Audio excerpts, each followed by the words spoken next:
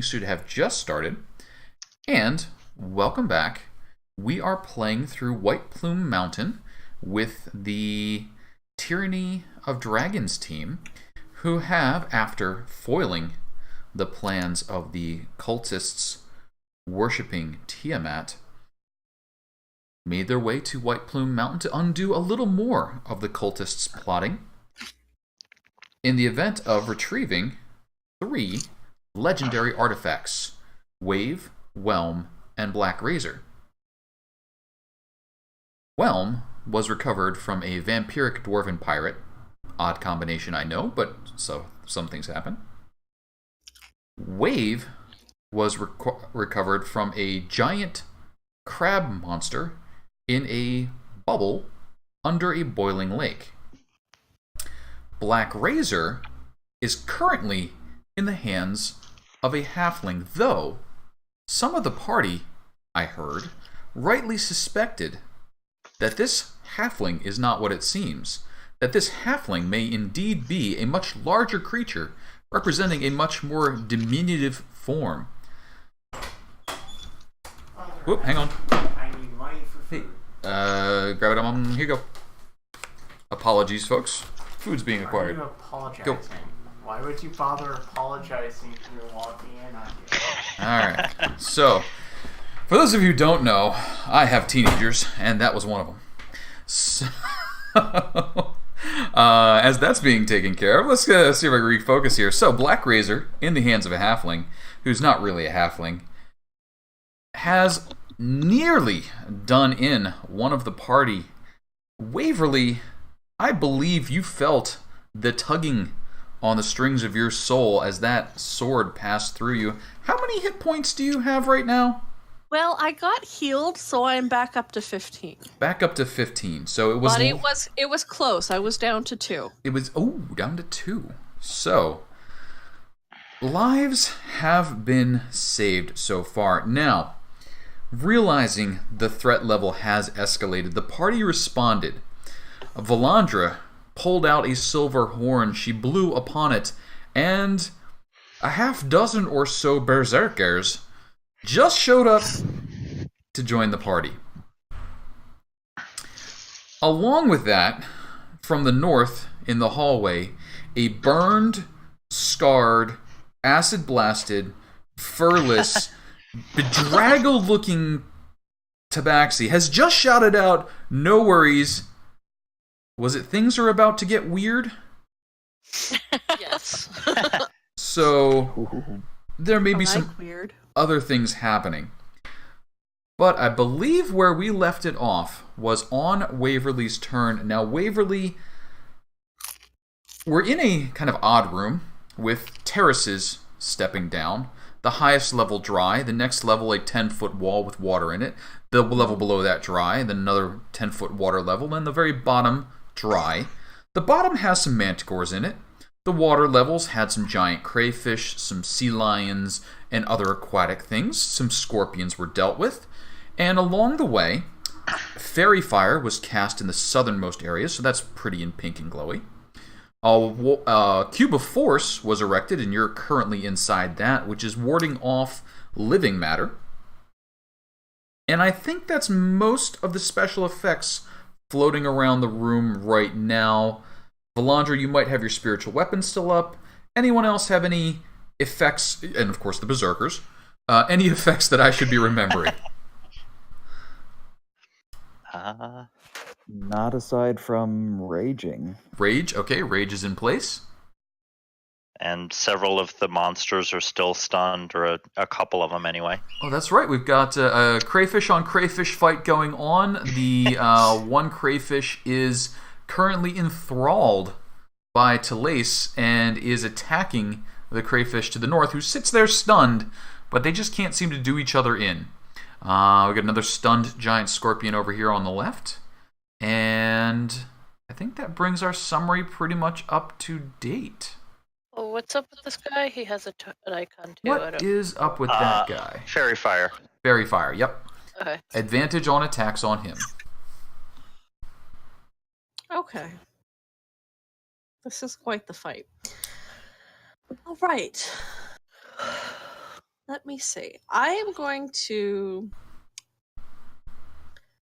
Well, I am going to move away from this general area because there's somebody with a bad sword in that area last I saw, and I don't want to be over there. Mm-hmm. You can't be over there. You can only stay within the cube of force. Yeah, I know, but I can move away from that part. I can move over here.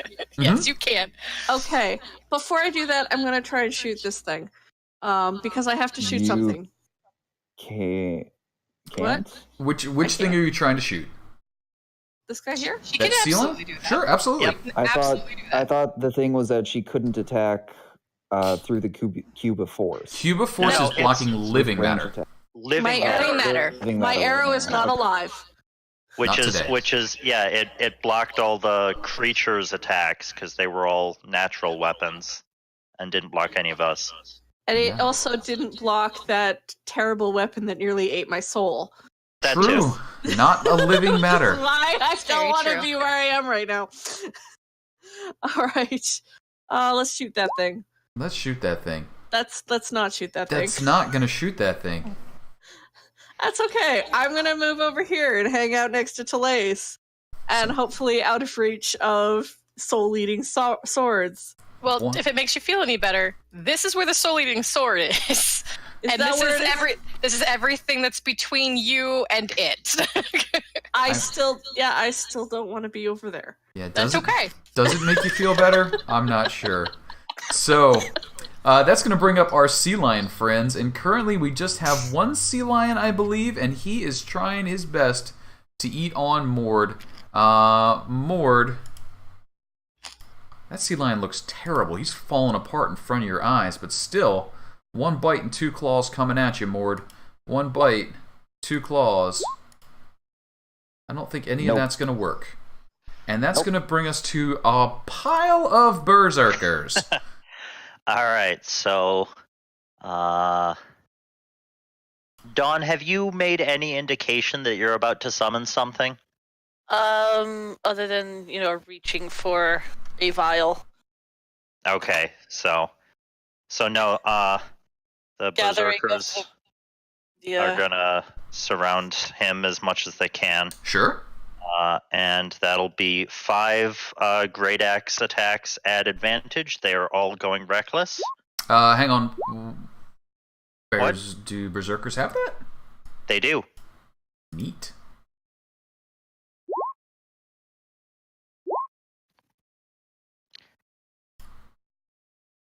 So 21 for 10 damage. I assume a 10 is gonna miss.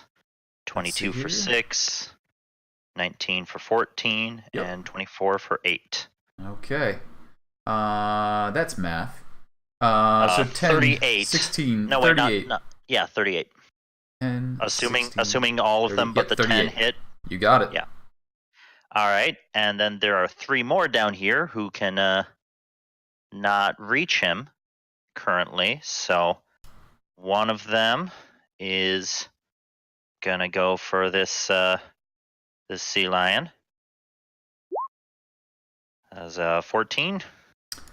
14 on the sea lion is going to miss. No, 14 14 damage. I assume. Oh, a no, 20 sorry. hits. My apologies. I am catching up on other clickies. Yep. So, yes, that is going to hit. And 14 points of damage, and that sea lion is just no more. Wait a second. Yeah. Berserker, would you please roll me a dexterity saving throw? Okay. Okay. So, while everyone else has had absolutely no trouble with right. these watery I areas, totally forgot about that. Water walk. the Berserker just rushes forward, assuming there's some sort of support. However, there is not, and skloosh! Down he goes, looking very confusedly up at Waverly and Telaise, who just stand upon the water's surface. So, Berserker is unfortunately going to go sploosh down in the water. It does manage to land the axe attack, but looks very confused as it bubbles up at other people. Make sure you take care of that next round, or he's going to have some trouble breathing. Anything He's still else? got 10 feet of movement. Can he try and climb back up? Sure, absolutely. Give me an athletics check. DC's only 10. All right. He is much better at those. Oh, yeah. There we go. Global. So he'll... And since it's each level is 10 feet high, so I assume climbing up that 10 feet, that's the end of his movement. That'll be it. Okay. This guy will go over here. Mm-hmm. With advantage and Yep. super crit mode. 22 will hit. 7 points of damage is 7 points of damage. Still alive. These crayfish have a lot of hit points. All right. Buckets of hit points. And...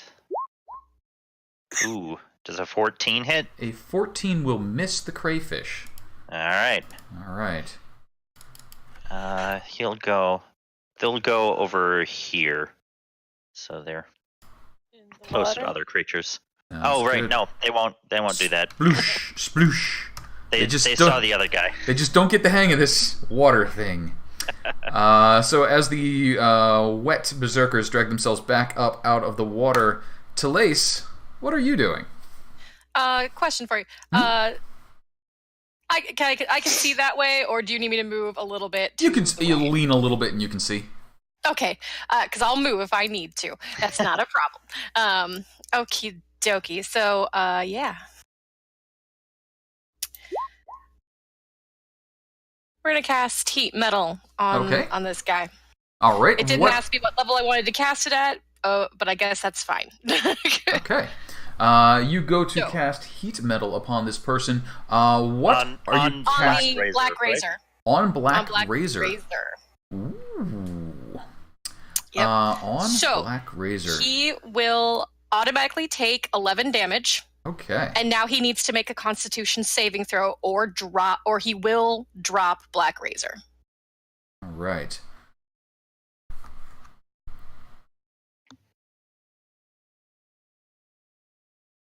Constitution saving throw.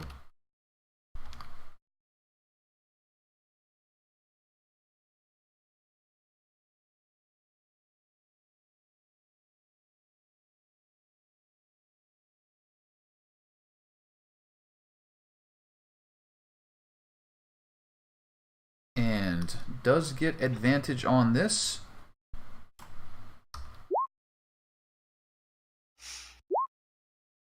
And does hold on to Black Razor. Okay, then he has disadvantage on attack rolls and on ability checks until he drops it. Fair deal. Hot. And the fairy fire no longer exists. Fairy fire no longer exists. Got it. Heat metal. That looks like this maybe. That's an angry heat metal. Telaise, anything else for you? Anything else for me? Mm. Let's check out my. That was 11 points of fiery damage. I will give Dawn Bardic Inspiration. Okay. Dawn, please receive the benefits of Bardic Inspiration as it comes round to your turn. And Telaise, what level was the heat metal cast at again? It's at its normal level because it didn't ask me if I Okay. wanted to cast it at a higher one, and I don't know why. Okay, no problem. Dawn. Dawn is going to pull out that, because everyone was looking at him all weird when he gathered a vial of blood from the, what was it, hobgoblins? Mm-hmm. Bugbears. Bugbears earlier that day. And he's now going to pull that out, yell some arcane, horrible sounding words, and throw it to the ground. And going to summon a greater demon in the hallway. And where would you like this greater demon to be exactly that you now have? Plop him right there.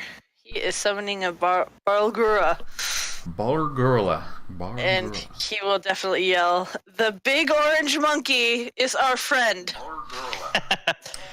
He is your friend, one might say. Do I roll an initiative for him? Yes, or does... please. Okay. 7.5. Oh, he added himself. All right. You're a good guy. 7.15. Get the bad one off of there. The good one back up where he belongs. Roar! Back up there. Sounds good. Dawn, anything else for you? Still have. Can you make it? Hold on.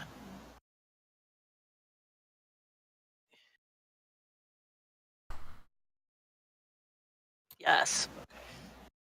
So Edgar is going to slow-mo fly over this way and go for this.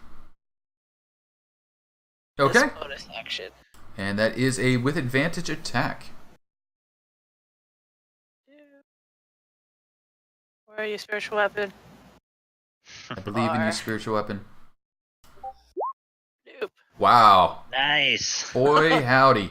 So you bring a sudden end to this horrible crayfish slaughter, destroying it entirely.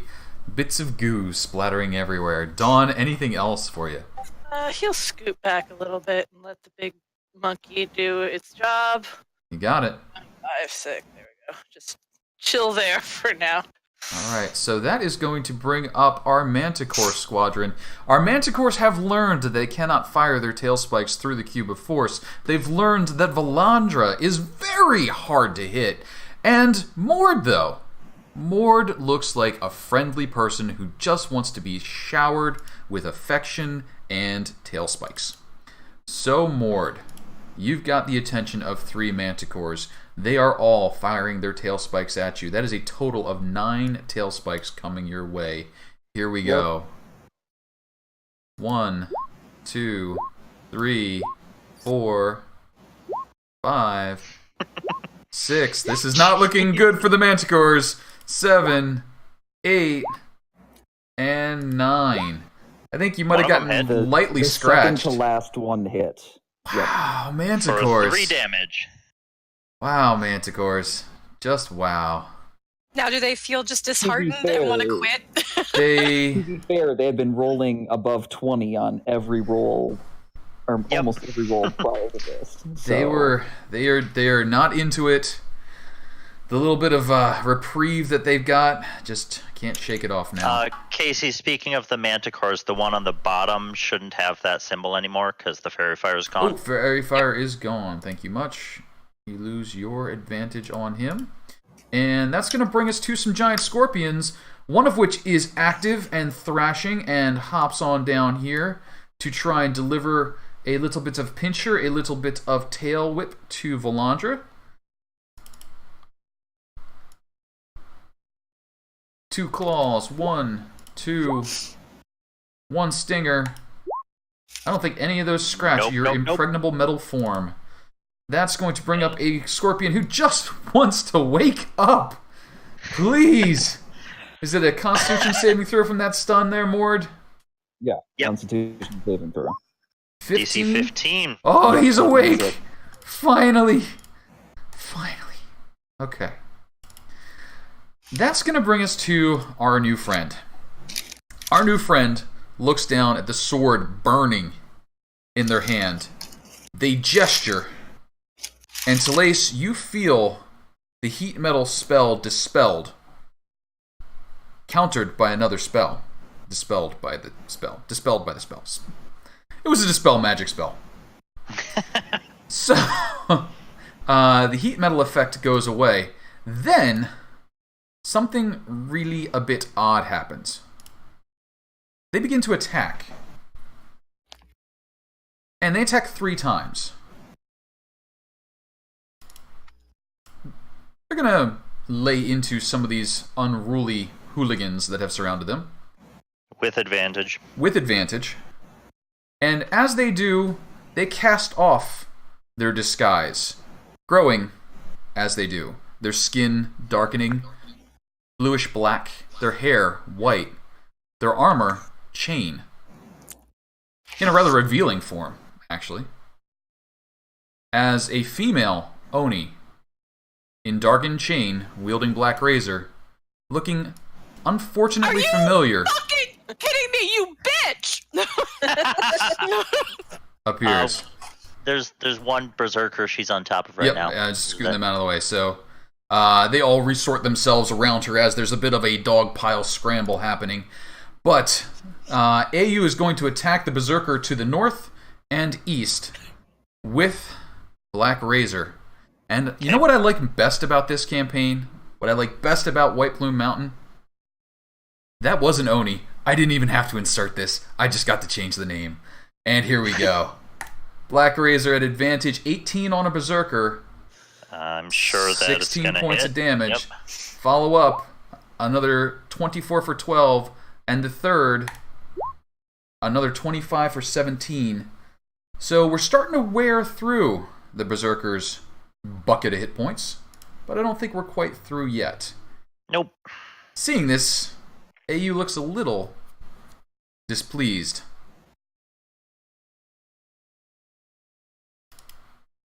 Mord. Two things happen. You see, whoosh, something big. And you hear, Mord, hey Mord. Morty, it's a giant, Morty. What? Oh, jeez. I didn't expect to find a giant here. Oh boy. Well, here I go killing again. They're always lurking around, Morty. All right, so in complete accordance to my plan from earlier, I'm going to start scaling the walls to get within range of IU. AU.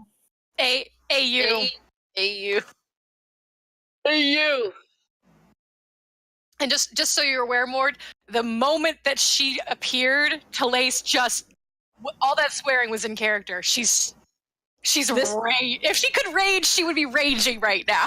This bitch is going down. She's just like, fucking kill the bitch! Where's my backpack, you big blue cunt? She never had the backpack. Oh my god. So there's some history here. There might be. There's history. There might be. But Mord, encouraged by your weapon and your companions, what are you doing? Well, I'm going to make reckless thrown attacks with Whelm at it, and I believe Whelm does an extra 2d8 damage per hit to giants. I believe Whelm might do something along those lines. I wasn't expecting to find any giants. I don't think I programmed that into it. So if you just go ahead and do the attack, we'll add on the damage later as needed.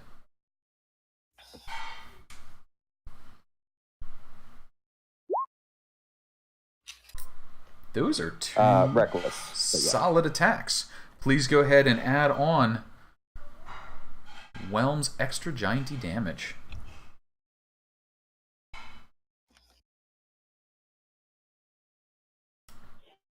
Sorry, do you want me to roll 4d8 or 2d8 twice? Either way is fine.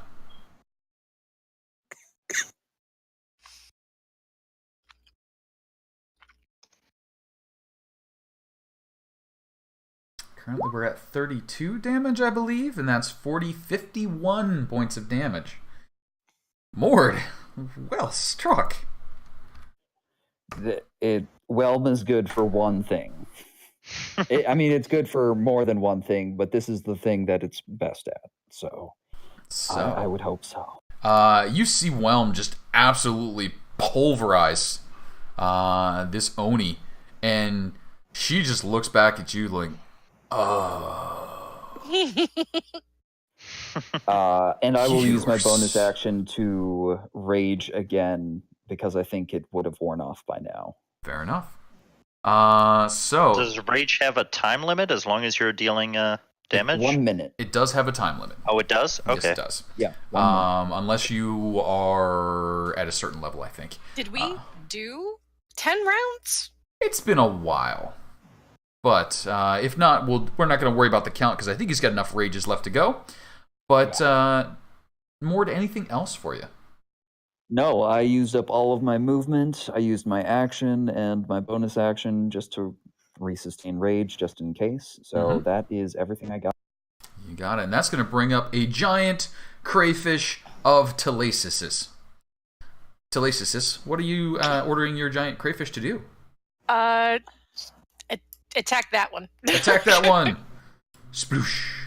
Giant crayfish splashes over. Giant crayfish makes its attack against a giant scorpion. Claw, claw. No. And... yes! It does a little damage. It gets hold of the scorpion, and the scorpion looks like, what? Good job, buddy. Valandra. Some nonsense is happening. What are you doing? Okay, so let me see here. I was not expecting AU for some reason. I will cast Bane.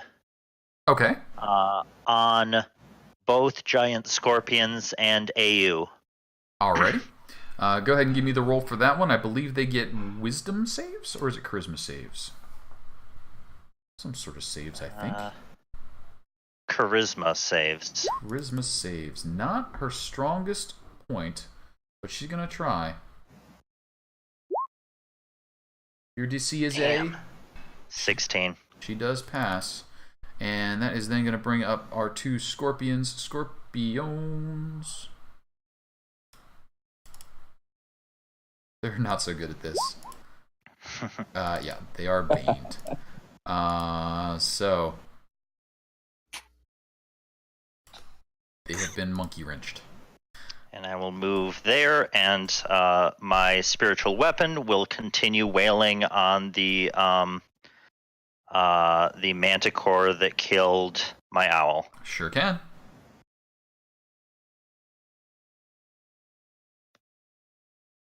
Oh, come on now. Nope. I clicked you. You can do it. Here Oh, we yes, go. you can. Well struck. Manticore looks terrible. Valandra, anything else for you? Nope, that's my turn. Got it. Waverly.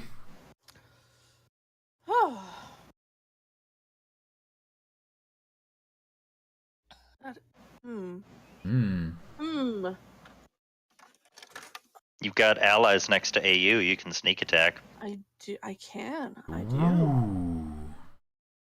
I assume I can shoot over their heads because she's probably a lot bigger than them. I mean, you might have to shoot to the side, but that's fine. I can do that. You can do that. Sure. Let's break out a magical arrow. Ooh, magical arrow. 26 is a hit. Pew, pew. I heard that. All right, so that. Whoop, chunk. 26 is a hit. 9 plus 9 is 18. That's a fairly good chunk of damage. Anything else for you? Hey, Waverly, why don't you climb up onto Telaise's shoulder so she can move freely without dragging you around? Ooh. Okay. Okay. Scramble up you and Waverly uses 15 feet of movement to mount Telaise. I'll just sit on your shoulders. It's fine. I don't weigh much. Sure. If you could carry a 2-year-old on your shoulders, you can carry me. I mean, that's a fair way to look at it. Sea lions, there are no more. Leave my turn order. Berserkers, what are you doing? Kill the bitch! All right. So 4 reckless attacks on yes, AU.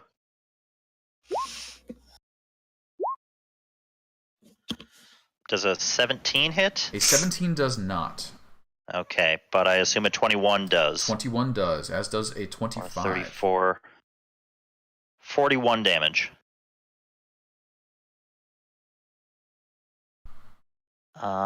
Let's see here. It looks as though a portion of the damage from the second great axe was turned aside by the black mail that AU wears. Okay. These 2 berserkers will actually back up. Mm-hmm. I don't know if she gets an attack of opportunity or not. I'm not sure what her reach is. Sure does. And she is going to take that attack of opportunity. Okay. You know what? She'll let him go. Never mind. Does she have reach? Nope. Okay. And then these two will move up. Certainly and may. Attack. Yes, please.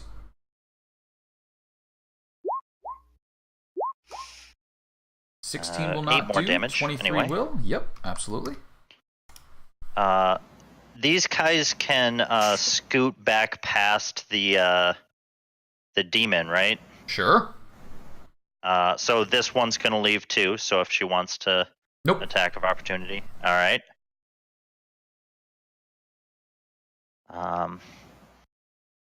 And then just a moment.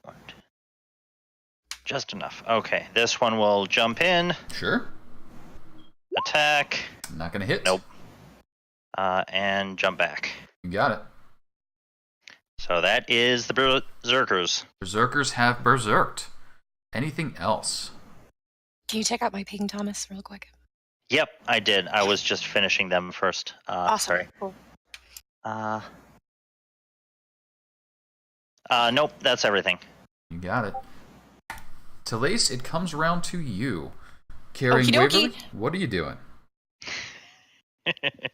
Okie smokes. All right, here we go. We're going to heat metal again on Black Razor. Okay. And if it doesn't ask me properly, I'm doing this at 3rd level. Okay. And which means I need to roll another D8. As you go to heat It's the not metal, asking me. it looks as though AU is keeping an eye on you specifically and counters the spell with a counter spell.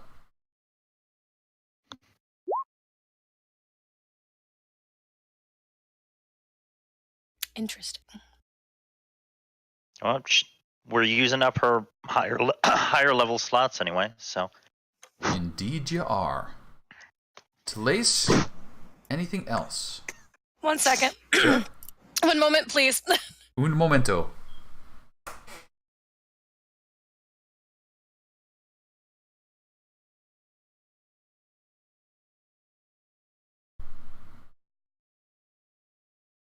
Yeah, she's going to Mantle of Majesty. Okay. She's going to Mantle of Majesty, and since I can't do that without expending a spell slot, she's casting Command on AU. Okay. And the command is grovel. Fair. AU. What is the saving throw on that one? I have to pull up command. Sorry. Sure, yes, please. No problem. Because it's a weird bard thing. Mm-hmm. Command. It is a 1st level spell.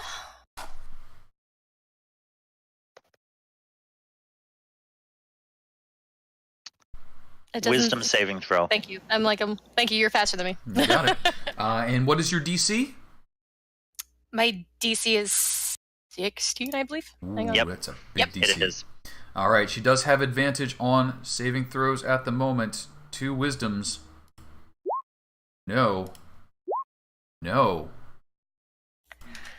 On her next turn, she will grovel. And that's all she can do. I believe that is correct. I will Falls double check. prone and ends its turn is the specific wording. The target falls prone and then ends its turn. Sounds good. Before that, though, there's a Balgura to deal with. Oh, so anything else? Yes. Ooh, wasn't expecting that. Yeah, since Waverly's on my shoulders, I'm gonna move. Okay. We're gonna move. 1 quick second. Mm-hmm. It's just I'll move my tokens so that you can.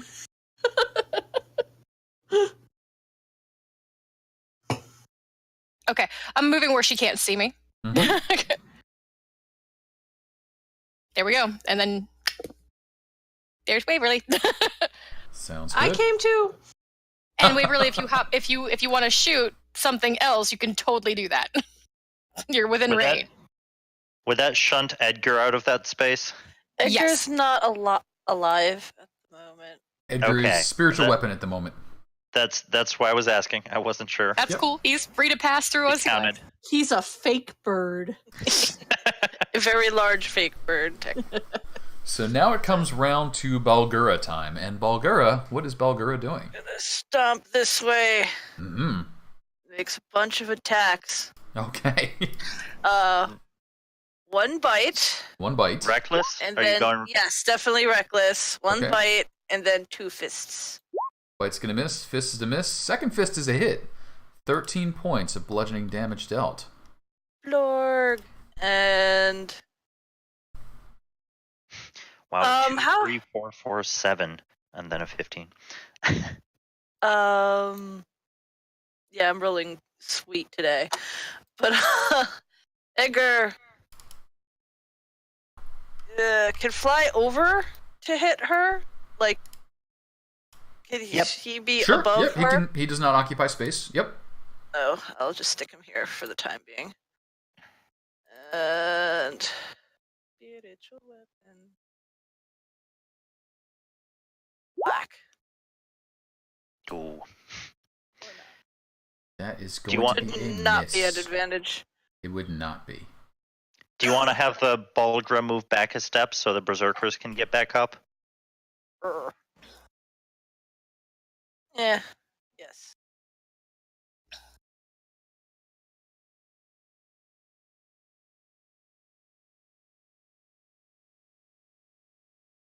And And that's it. Dawn. Edgar's. Well, the dawn. So the Edgar. And then. Can I shoot through Sure. Ogre enough to see? Well, I'll try. There's a little bit of cover provided, but not a whole lot. Pume. No. Ooh. No. Going straight The with demon those. makes a charisma save, right? At the end of the demon's turns, it makes a charisma save. That is correct. Apologies. I forgot the charisma save. Please go ahead and roll a charisma saving throw since you have the sheet up. Yeah. Saving throws. Not one of those. Oh no. Yes, good. Excellent. Okay. So Eldritch's blasts have missed their mark, but AU has taken a tremendous amount of damage as dawn turns come to a close and the manticores begin. Manticores, they're stubborn critters. They going to do a little swarming on Valandra at this point. Valandra, all 3 manticores turn their attention to you as everyone else seems to be moving away. You're going to have 3 bites and 6 claws coming at you as you get All right. swarmed. 1, 2, 3 bites. Oh, that one tagged you. One of those will hit. And 6 sets of claws. 1, 2, 3, 4, 5, 6. Is it a 22 or a 23 they need? It is a 22 they need, so All right. that one also hit there. They look proud of themselves. The third Manticore has to move up to me. Yes, they're in motion, Okay. hanging on the wall. They're all crowding round, flapping their wings futilely because they can't fly. Giant scorpions. Valandra, one's on you. Giant scorpion. Yep. Claw, tail. Claw, tail. A whole lot of nothing there. And one on the other crayfish. Claw, tail. That's 3 to the crayfish. It's got 3 more left. Second claw. That's not going to do it. Tail. Oh, it's just this brutal assault on crayfishes that never ends. What's the crayfish's AC? A 15. Oh, okay. So the D4 doesn't matter. D4 does not matter. Bane, Yep, yeah. Bane. Yeah, the Bane D4 does not but matter. it was too high. Yep. And that's going to bring up AU, who drops to the ground, groveling, ending her turn. Mord, what are you doing? Yeah, I'm gonna throw a whelm again. You certainly may. You are currently at disadvantage because she is prone. If you attack recklessly, you will bring that back up to a regular attack. Yep, then I will be recklessly throwing Whelm at this groveling... Giant Oni. 24 is a hit. 21 is a 23. lot I of forgot damage. to switch off advantage. You got it. And as that strikes, AU Plus 2d8 damage. loses consciousness. Ooh.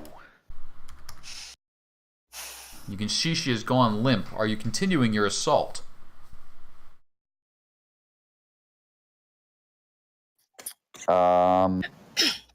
If Telaise has anything to say about it, is kill the bitch! It's okay. She doesn't have to do the coup de grace. It's fine. Okay, nope, that's I'm fine. glad you're willing to I share this will, moment. I just want my I want her dead, and I want my stuff back. Yep, so I will throw Whelm.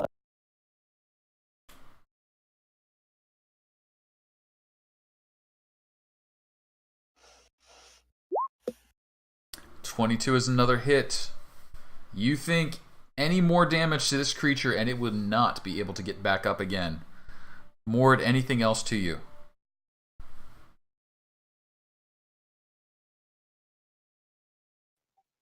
No, I think he's going to...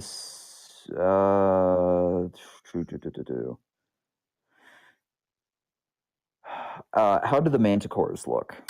Manticores look reasonably healthy, actually. The one on the left looks a little bit weakened. The other ones look fairly good. Okay. For now, he is going to stay where he is. You got it. That's going to bring up our giant crayfish who attacks the giant scorpion. Oh, way to go, giant crayfish. Look at you, buddy. 12 points of damage to the giant scorpion. The giant scorpion's still in the fight, though. And that's going to bring us back around to Valandra. Valandra, whole lot of large creatures crowding in on your space. What are you doing? That is true. I will... Yeah, I'll do a Word of Radiance. Sure can. That's going to be 3 manticores making their saves, typewriter style. 1, 2, 3. Last one's not taking any of that, and that's going to be a scorpion. It's a -4 if you need it. Don't even need it. So that's going to be 8, 8, 8, and nothing. Okay, just a moment. And then Spiritual Weapon, still on the same one. You got it. One good hit could probably take him out. That's How's a good that? hit, and that does take him out. Well struck. Manticore goes, blur, falls over. That's my turn. All right. Berg. Blur. There's a lot of parts in a manticore. It comes up with some weird noises. Waverly. Telaise has taken you out of line of fire. What are you doing? Well, it is disappointing that I can't really shoot AU from here. Mm-hmm. However, there are still other things that I can shoot. True.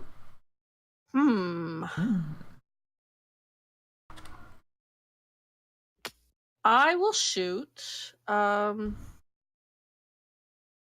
me what this little wrench icon means. They have Bane on them, which doesn't affect you shooting them. They have been all right, monkey all right. wrenched. All right, I will shoot this. I'll shoot this manticore. This guy right here. Okay.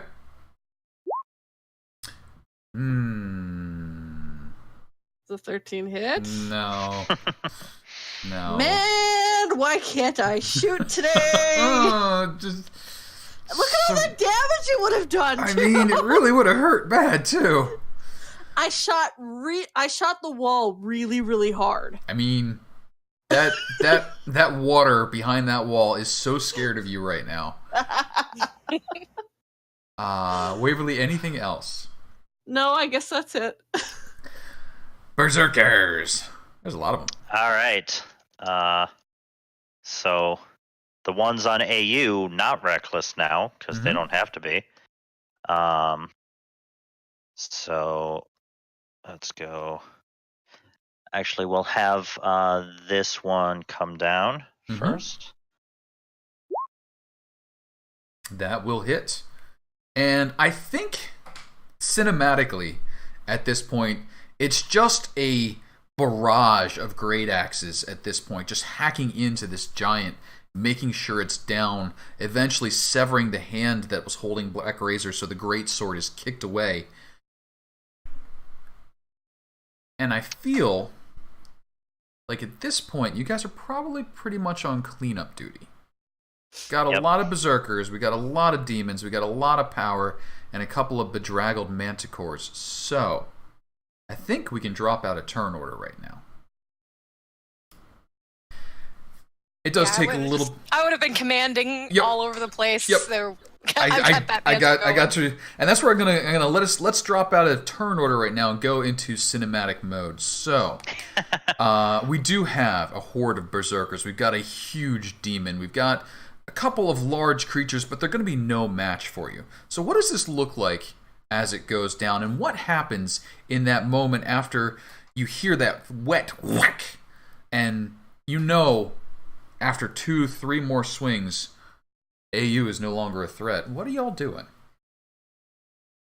Now that she's not too worried about conserving her spell slots for healing, Valandra will cast Spirit Guardians at 4th level for the 3 around her. Okay.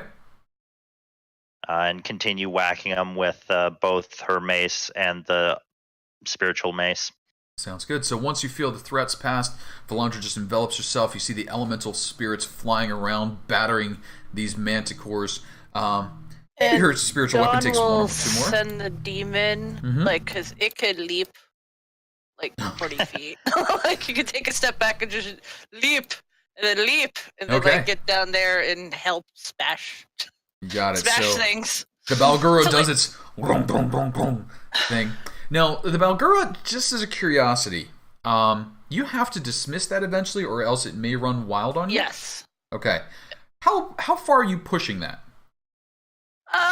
If he sees it starting to get rare, he'll let it go. Okay.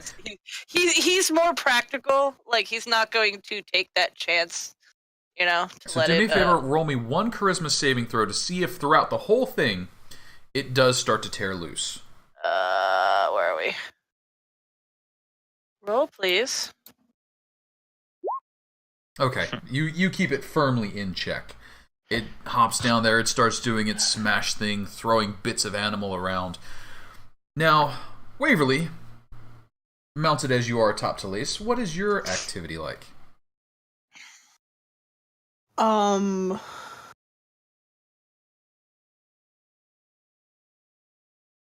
do you mean? I mean, are you just continuing to barrage with arrows the other creatures that are around? Are you climbing down to get in there and do a little rapier work? No, I guess arrows are good. Arrows are good. Arrows. They're safe, consistent. Yeah. And so it seems like everyone's kind of focused now. There's someone I haven't asked yet, and I was kind of saving that towards the end. Mord. Yeah. You killed a giant, Mord. You did good, Mord. Oh, no. Oh, I did. Oh, I don't know how I feel about this one. You should feel good, Mord. You should feel good. Yeah, you're right. I do feel good. Yeah. You feel like a short, big man. I am the shortest. But then after that, Mord is going to start leaping down inverted ziggurat to help clean up the manticores. Sounds good. So, Telaise. How you doing? Yes. What are you doing? Oh, she feels amazing right now. So Mantle of Majesty creates this otherworldly appearance about her. So she's kind of glowing fiercely. There's kind of like a little bit of electric crackle around her. Her hair is flowing with no wind. She just looks fierce and deadly as she's just literally just pointing at the creatures, ordering one after the other to grovel, and just letting them be slaughtered. She just feels super powerful right now.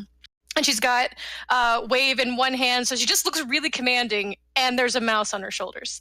And you can see a mouse wielding a bow.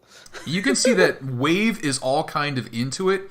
It takes a few seconds for you to catch on, but the water in the channels is frantically frothing. It starts actually swaying, so that by the time you're done, there are great gouts of water coming up. It's particularly enthusiastic about hosing down Valandra for some reason. Valandra, I don't know that notices because she's consistently damp, but maybe Wave just a little on the Valandra fan team. But congratulations, you have cleared White Plume Mountain. At the bottom of the ziggurat after the slaughter. Oh my god, what the heck is going on? Uh-oh. You okay? Keep going. You're fine. Just notification sounds are happening, and I have no notifications. At the bottom of the ziggurat, the door leading south goes through a short tunnel and leads into a small room full of creature comforts and the remnants of a creature, a halfling that looks to have been slaughtered not long ago. Also in the room, a number of cushions, some fine foods, some smelly stuff, that sort of thing.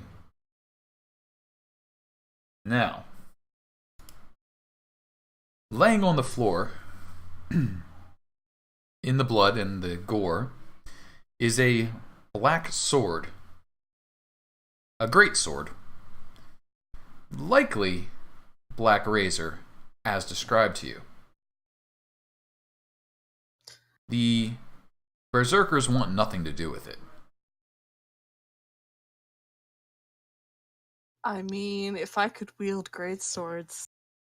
It's bigger than you, Waverly. I know. It's probably bigger than Dawn. Like enemies are gone, right? We're done with the enemies. You are done right? with the enemies, yes. Can we drop my little square? She would dismiss the cube. Sure. So Waverly has free movement. Free movement is regained. Valandra will pick up Black Razor. Telaise will search this mangled body. Okay, so let's talk about some of the things that people find. Step 1, you do not find a backpack. But you do find the majority of the contents that were in that backpack, including the locket. So, there's that. But the backpack itself seems as though it wasn't a used style. You got your locket back. You do have your locket back. You do find the remnants of some chainmail. It looks as though it was reinforced with adamantine at some point. So there is some value to it, though it's considerably larger than anyone but a giant would wear. That black razor, though. Valandra, you're picking it up, eh? Yep. Just hear a voice echo through your mind. Kill.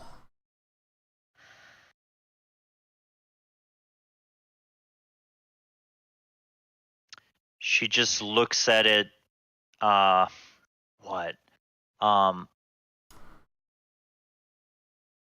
little uncertainly, but then... a little. A little, just... A little, but then seems to, her expression then hardens a little, and she just, ties it probably on her back somehow. You know, does it have a sheath? You do not see the sheath here. Okay. So she'll just tie it on her pack or something, on her back. So, over the shoulder type deal. You kind of hear Wave Telaise go, laughing. So, Black Razor is retrieved, Wave and Whelm in hand. The Berserkers assist you in searching and ransacking. In the room to the south, you do find lavish furnishing and decorations are everywhere in this large room. The floor is strewn with rugs and cushions, and tapestries cover the walls. A hookah, as tall as an adult, stands in one corner. The largest piece of furniture is a sumptuous divan, and in it a dead halfling.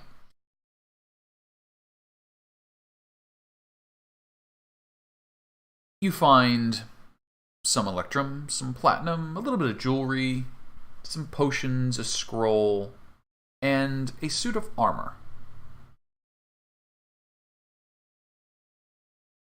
And remind me, does anyone have Identify? Dawn does, I believe. Yep. Okay. So, after a little bit of poking about, you do identify the potion as a potion of greater healing, the scroll as a scroll of protection from fiends, and the armor as armor of vulnerability. Probably best not to put that one on. Scroll of protection from fiends, you said? Got it. Just like that. The armor of vulnerability. Okay. Yep. Can we trick it? Is there anyone we need to trick into putting on that armor? I mean, that's a good question. But, at the moment, you've got a room to the north with a flowing stream of water floating in midair and several canoes.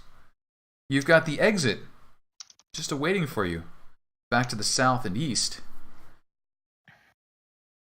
Big pool of boiling water you could go swimming in. Fun. What all would you like to do?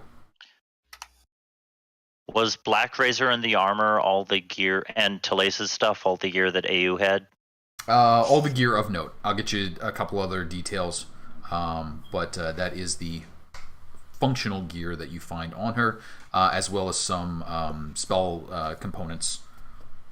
Okay.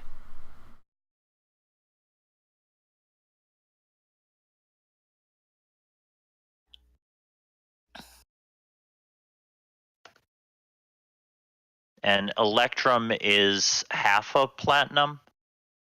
Electrum is half a platinum, yes, 5 gold. Okay. Very pretty. Strahd's favorite coinage.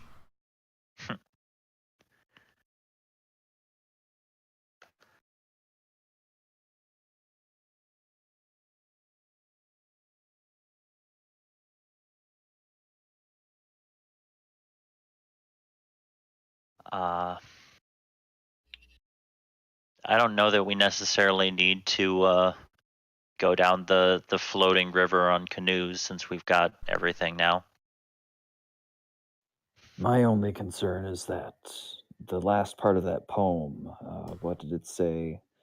Now that we've gotten the last ones, we'll find that we are trapped. Do you think the trap has already happened, or... And he'll just leave that hanging.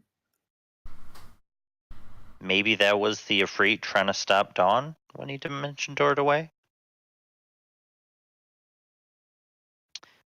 Well, if we're unsure, we should go deal with that now while we've still got the Berserkers with us.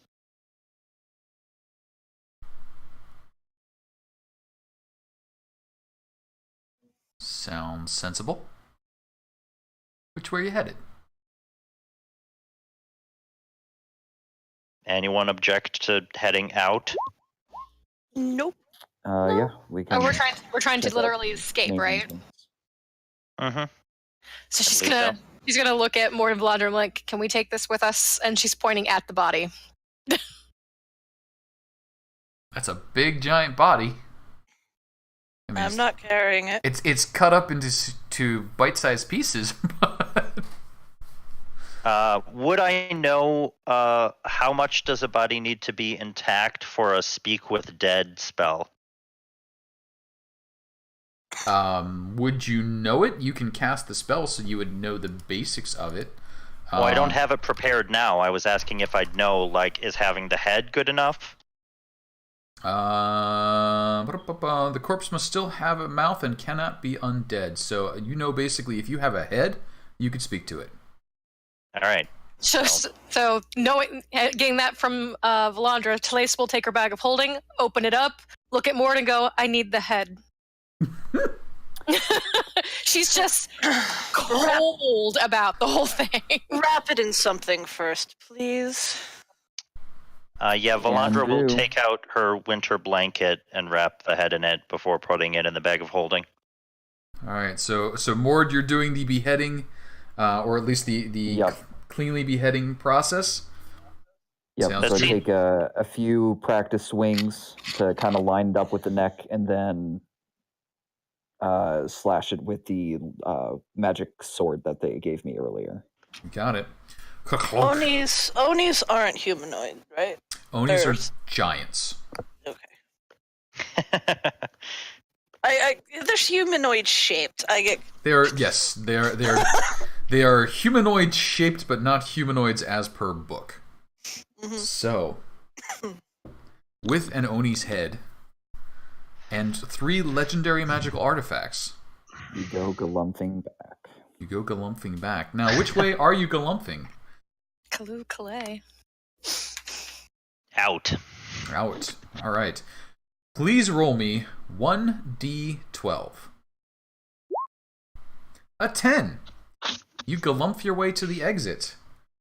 You climb the spiral staircase, the steam blasting up your tailpipes.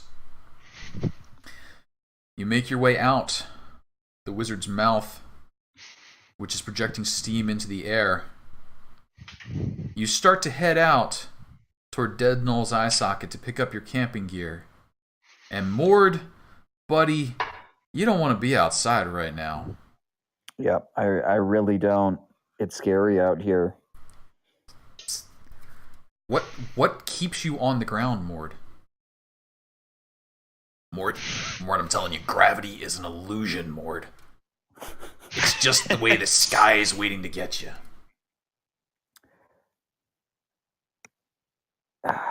I think he partially taps into his rage to help him combat the fear, just to get that adrenaline to keep him moving. And maybe he ties like something around his eyes so that he doesn't have to see how bright and open it is outside. Okay. Sort of angrily, blindly stomping your way along. Yes. All right. You return to Dead Knoll's eye socket. Don's just gonna kind of like raise his brow at this, but not really say much. Just pay attention. But Valandra is going to be concerned and ask you if everything's all right. It's fine. Don't worry about it. It's just something. I might have picked up a curse, or maybe it has something to do with being attuned to Whelm. I don't think it's a curse, actually. I'm pretty sure it's because Whelm doesn't like it. He just gets in my head now. Whelm is arguing strenuously with you at this point. He's like, no, I'm telling you, this is how they get you. Ooh, that was in the wrong voice. Sorry about that. Morty, I'm telling you. The clouds are after you, Morty. You ever notice clouds and clowns sound alike? What's a clown? I don't know what that is. You don't want to know, Morty. You don't want to know. But come on, I'm gonna show you. Oh God, he's gonna show me what a clown is. Oh my God! How terrifying!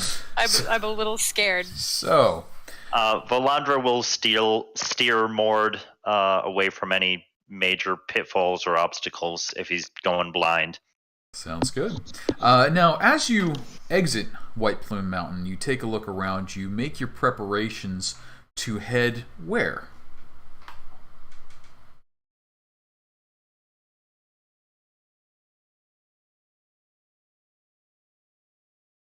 Where did we need to? I don't know why I'm asking Sure. in character. No, Where it's did fine. we need to drop these off again?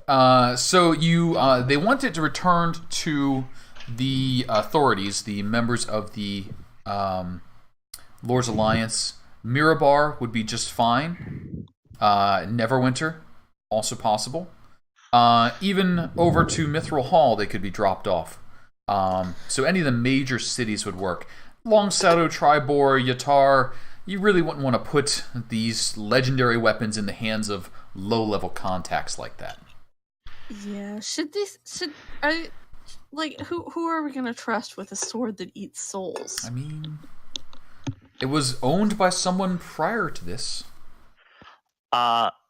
Question. Do the weapons want to be returned to their previous owners? Which ones are you asking? All of them? You get kill. Morty, I'm telling you, Morty. If we go back there, they're just gonna get us. Let's go right back underground right now, Morty. And hey, I kind of like you. Such non-committal answers. I mean, of them, Wave actually probably has the most conversation point with it. And Telaise, you get kind of a look. You worship the gods. You got the right heart to you, but really, all I want, what I really need, is to meet the gods. I was made to worship them, to encourage their worship, but I don't know them. Do you think you could arrange that? You think you and me could go find a nice sea goddess, just sit down and chat for a while? You mean like right now? I mean, that'd be great. Can you do that? Planning on meeting some we're kind of- gods soon? We're kind of in the middle of something, but I mean, where you headed? well, we're gonna go save a water djinn from being imprisoned. So that's a good start. So like at the bottom of an ocean? At an oasis? At an oasis. An oasis in the middle of what? I don't remember.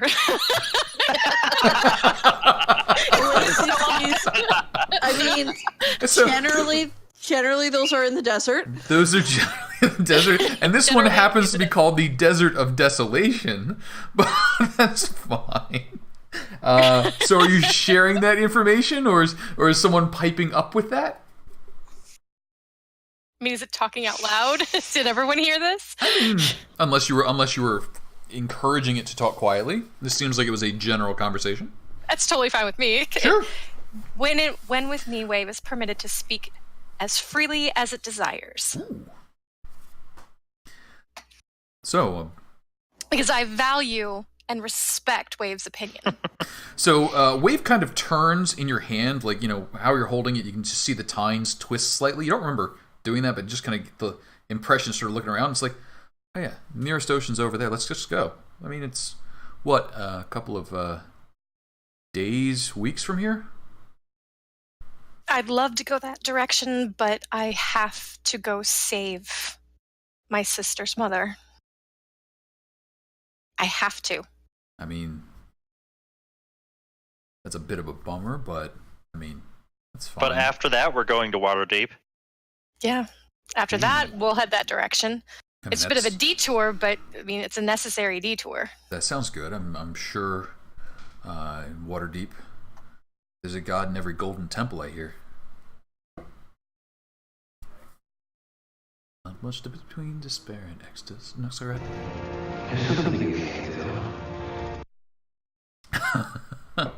So, fairly non-committal. Wave seems the most wanting to accompany you, but he really wants to see a god. Whelm really wants to be back underground. Black Razor, all about them souls. I mean, Telaise is absolutely down with eventually taking Wave to go see a god if it sticks with her. I mean, there's always more adventure to be had. Yeah. Well, your voice got real deep there, Wave. It's a little dry out here. I'm used to a very humid environment.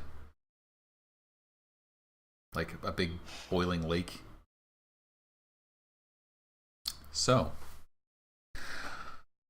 going back into DM mode, what you guys all doing now? Nearby, you've got Oakhurst, which is a small town. Mithril Hall, where you visited, away to the east. Mirabar up to the north. Long Saddle, a small trading town a bit south. And I see a musical number has been redeemed. What happened there? I redeemed a musical number. Okay.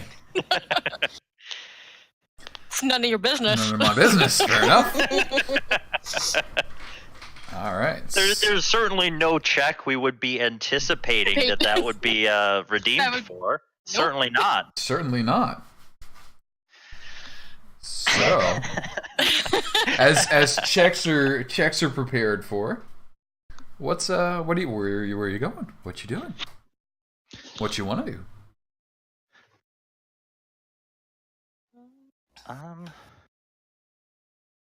So were they expecting us to give it back at Mirabar? Is that what we were supposed to?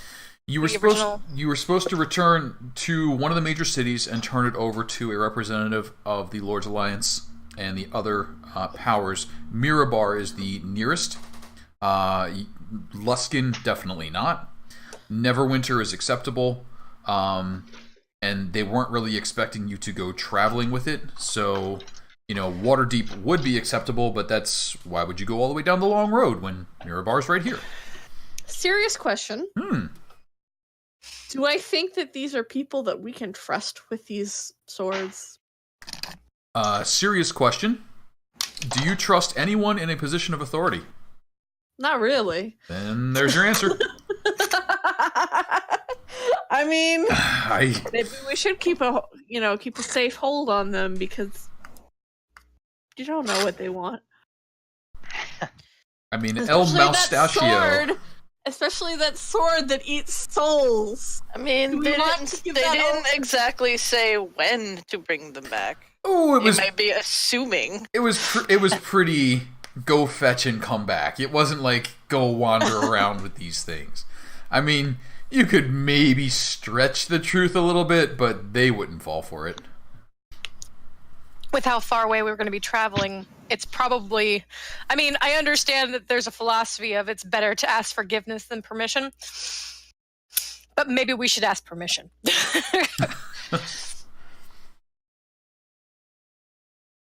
If you want to waste the time. But we have to go... I need to buy shoes. We have to go somewhere. We have to go back to a city anyway. I mean, even Oakhurst could get you equipped with shoes. I mean... What a nice pair of shoes. Oakhurst would not be equipping you with a nice pair of shoes. They have lovely tomatoes. That's not going to work for shoes. That's true, but I mean, that's what they're known for. Why would I want tomatoes? I need shoes. It used to be tomatoes. And apples. Now it's just tomatoes. You can get some ordinary shoes, and then that'll take you to where you can get nice shoes. Well, we're already going somewhere where we have to buy me shoes. So what's the plan? Are we planning on doing the honest thing and asking nicely if Wave can accompany us for a little while? Or are we going to pretend that we're ignorant and just go? Keep in mind, we have somebody with us from one of these groups that is probably going to want us on the up and up. Mm-hmm.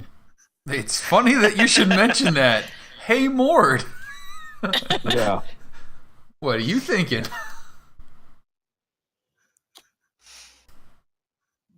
Bard is thinking that that his duties should involve bringing all of the weapons back, he also sees that the people that he's been with for the past week and a half or so, however long that traveling took, are exceptionally powerful, and with these weapons, they would be able to they'd be able to help with the problem at hand more than potentially most of the people that Mord knows. So he's been debating that and hasn't quite come up with an answer through all of the distractions from Whelm. All right. So maybe we'll draw the goals back from long-term goals to short-term goals. You're in Dead Knoll's eye socket. It's not a particularly habitable place. A lot of thorn bushes, kind of stink in the air from the sulfur from the volcano. A lot of dead stuff that's going to start rotting down in that dungeon in a little while. I'm going to take 10 minutes and cast Prayer of Healing on everyone. Sure. Everyone heal 25. Now, nearby, within a day and a half ride, is Oakhurst. 2 to 3 days could get you to Long Saddle. Near to a week will get you up to Mirabar. As you're sitting in Dead Knoll's eye socket, over to Oakhurst, down to Long Saddle, up to Mirabar. Or camp out in the wilds. So, the Oasis is this direction. Oasis is that direction. And we'd have to pass through this area here to get there, correct? Yeah, what would be the fastest, if our goal was just to, like, ignoring the weapons for a moment, if our goal was just to get to the Oasis as fast as we could, what would be the fastest way to get out there? Cutting directly east into the wastelands and then across to the desert would be the fastest, though that is a less traveled route, and you would be encountering more wildlands. Taking the long road way south and then heading upriver from Daggerford to Succumber and to Loudwater to Lorik, and then along the Black Road would be the more traveled paths. None of us can see any of the roads that you're talking about, so could you show us on the map? Yeah, they're pretty far south. Oh, I'm sorry, I was pointing in on the wrong layer. I was gonna say, that was dumb. I have no idea what you're talking about. Nope, that was Casey being dumb. Okay, so you guys are here. Yeah. Okay, so going directly east, put you through a lot of wildlands and mountains. So higher danger, lower what about this distance. road path through? Yeah, would going along the river be the fastest way there? That is a little more dangerous. Just getting up and around in this area. There are habitable places. You can take the river, but that's not a lot of travel. So that's a little more threat level. Well, there is, Silvermoon is a big city. There's got to be roads. Sure, you'd think that. That's a little more dangerous. That's a little more traveled. You can definitely do it. I mean, that is the shortest route.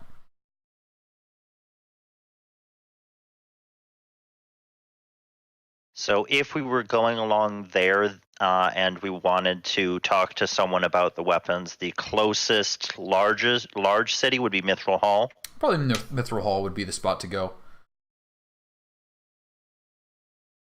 They are well known for handling weapons and magic and such things, so they have the type of vaults that could handle those sorts of things. I know Silvermoon's a big, magic-centric city. It is indeed. That could be, if we head that way. Depending if we want to cut north to go to Mithril Hall. So Silvermoon, there's likely somebody in a place like that, because that's like one of the big like meccas of magic.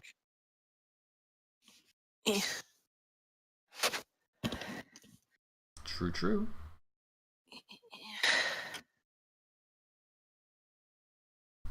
So, heading east then? I guess I don't see any reason why we shouldn't just head to Mithril Hall in this case.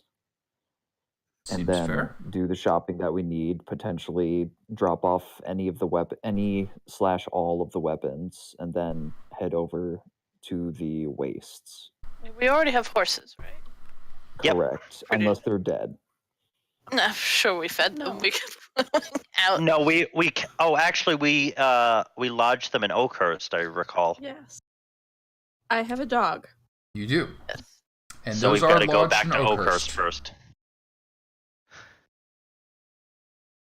I need my dog. I need my puppy. Yes, I named my horse Algonquin. Okay. Oh, that's So, Oakhurst it is. Short detour to Oakhurst to at least pick up the animals. Yes. All right. So, And some shoes. And some shoes. So, you notice a few things as you begin making your way towards Oakhurst. The landscape has changed somewhat dramatically. Does anyone happen to have one of those navigation keeps track of where things are skills? Mm-hmm. Far traveler background, mapping, surveying, anything like that. I could make a survival check. Guiding hands. I don't think that. Nothing quite so severe. So it's a few hours of travel before you're all sort of looking about. And yeah, no. Those two mountains were not there when you went in. Those two mountains were 100% not there, nor was that river. It was dry. There's a river and two mountains that existed where they were not before. Huh.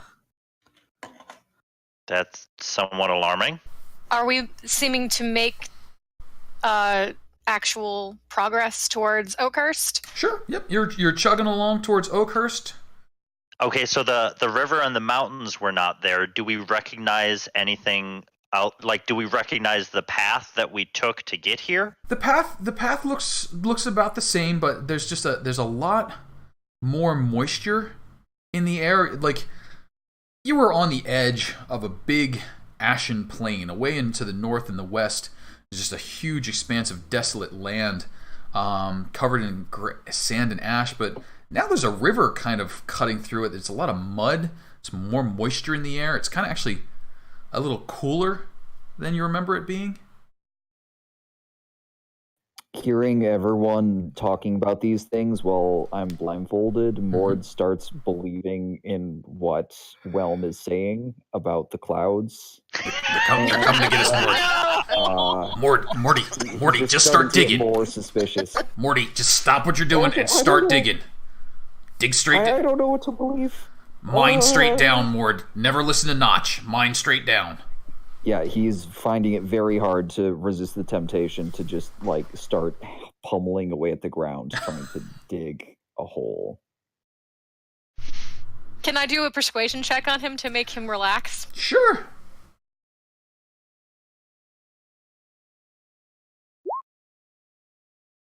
He's definitely not relaxed, but you're at least offsetting what Whelm is trying to feed into him. She's just there to soothe you. It's okay. You don't have to dig into the ground. It's fine. I promise you, the clouds are not coming down. The clouds have no feelings. They have no thoughts. So as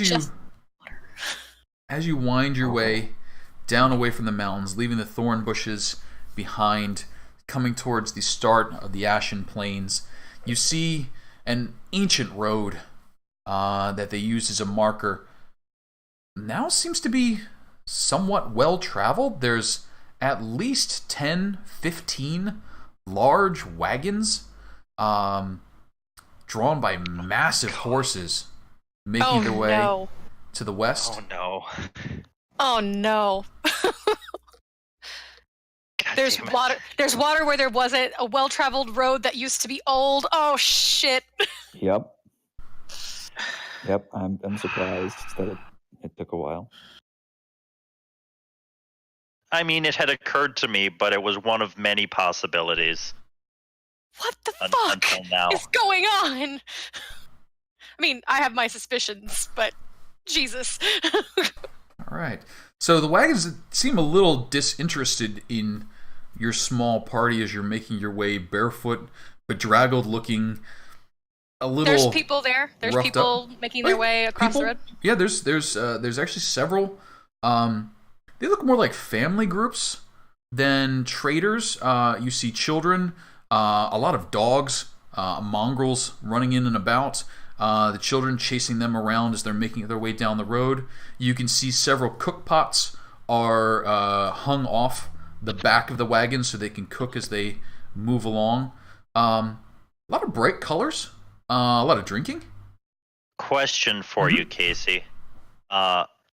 What is the calendar in this world?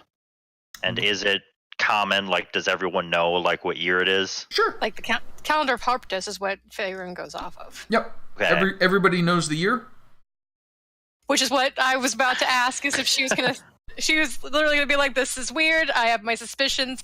Excuse me, just a quick second. Can I ask you a question?" To like one of the a gentleman who with a family who's going by. She's just gonna get his attention. The gentleman with the family sort of leans out and takes a look at you. He sort of rubs his eyes for a moment. Like, nah.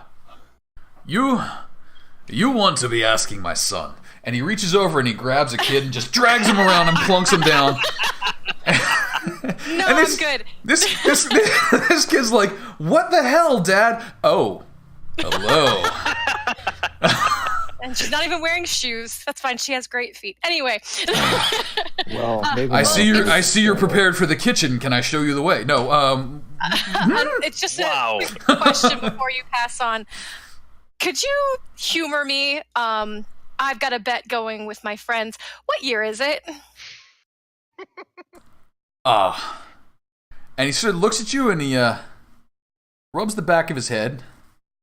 He's like, that is a funny story, and I'm not sure. Casey, is there a castle nearby? Is there a castle nearby? What's going on, you guys? Away to the west. What has he done, you guys? To the far west, there might be a castle, but it's not within sight right now. Though good connecting the dots.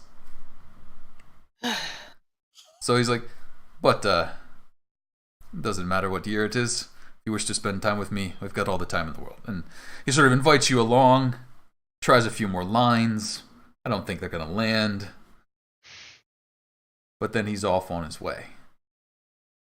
A few more wagons pass by, more folk. Same result when we ask them the year? Same result. They all seem a little bit dodging the question.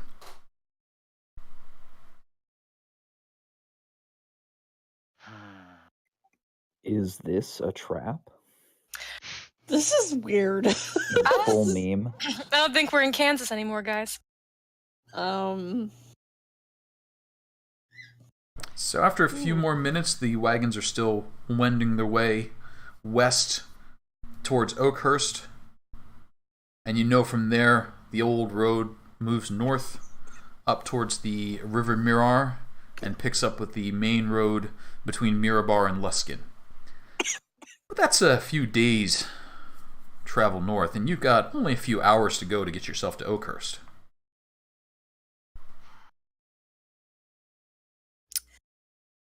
Okay, guys, question. If we had a single question that we wanted to ask, say, a god about what was going on here, what would that question be? What's It has going to be on a here? yes or no question, right? Well, no, the It question does we not should... have to be a yes or no question. but it's a single question concerning a specific goal, event, or activity to occur within 7 days. What happened to us after we left the dungeon? Casey, when we left to go rest in the Knoll's eye socket, the mountains weren't there at that point, correct? You would not have been able to see from that point. Okay. So it wasn't until you started coming down out of the mountains, making your way back towards Oakhurst, and away to your east, you realized that there's just more mountains than there used to be, and the cleft between them, that pass that you came through to get to Oakhurst the first time, is narrower, and now there's water coming from it, spilling into the Ashen Plains. Given how uncomfortable Mord is, Valandra will suggest they go to Oakhurst and get a couple rooms at an inn, and then she can take 10 minutes and see if Eldath can shed any light on what's going on here. Well, if Oakhurst is the same as it was, maybe we are not at what has changed.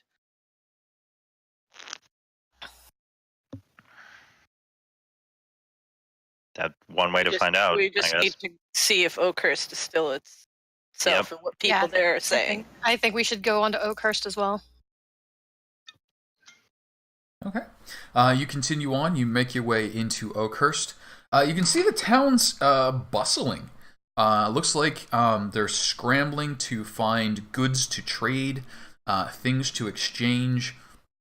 Just a lot of activity. You can see people are out harvesting like crazy, pulling in huge bushel baskets of tomatoes, because that's what they do. And, trading with these caravanners that are passing through. Does the city look the same? Looks the same, aside from the activity. Okay. The innkeeper sees you come. He's like, hello.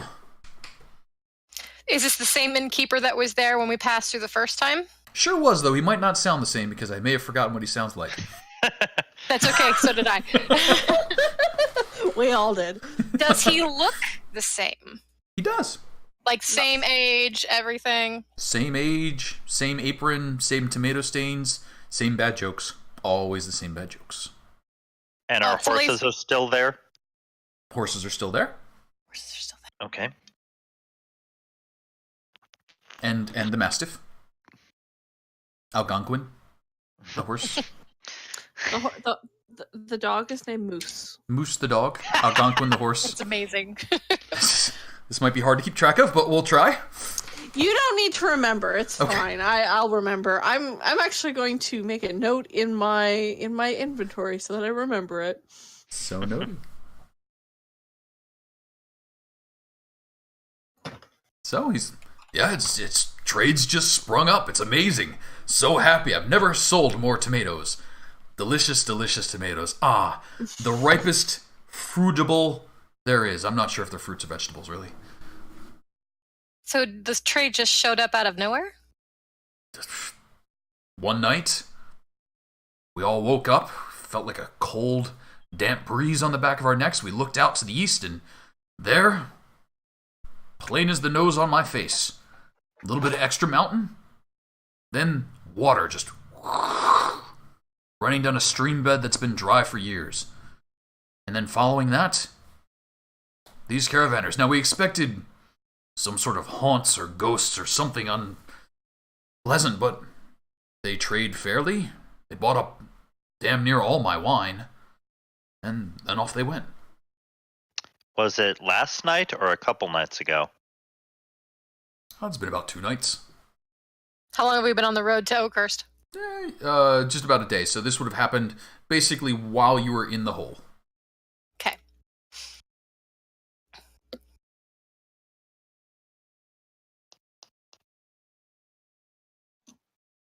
Now, a little low on supplies, but is there anything I can do for you? I can certainly set you up we've been renting out rooms non-stop, but we still have a bit of space. Probably need to rent a few rooms. Do you have a cobbler in this town? Boy, She's do we.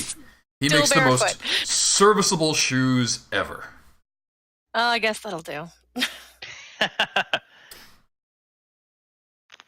So, you're, I think it's the Old Boar Inn. I think it's the one that I used for Oakhurst. I think so. It sounds familiar. Sounds right. So, you're invited into the Old Boar Inn. You're, I think it might even be Garen the barkeep. So I think Garen the barkeep of Old Boar Inn, names to be adjusted as necessary, invites you in, sets you up with your rooms. Bath is available. There's only enough to get you 2 rooms, though. So can we divvy that up? This 1 + 2 + 1 + 1 + 2? I can lay out a nice pallet for you on the floor. I think the ladies can share a room. Yep. Arrangements are made. God, I barely need a whole bed. You can snuggle with one of us. Yay! Warm spot!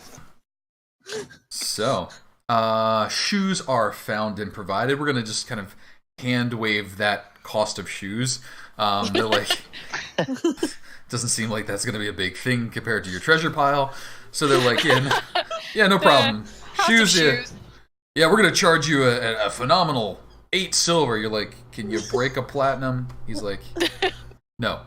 Keep it I have this very large gemstone. Can you? Here's a platinum. Keep the change. Like the tiny mouse with a tiara on its head, full of jewels, walks in with her. I believe. Of course I do.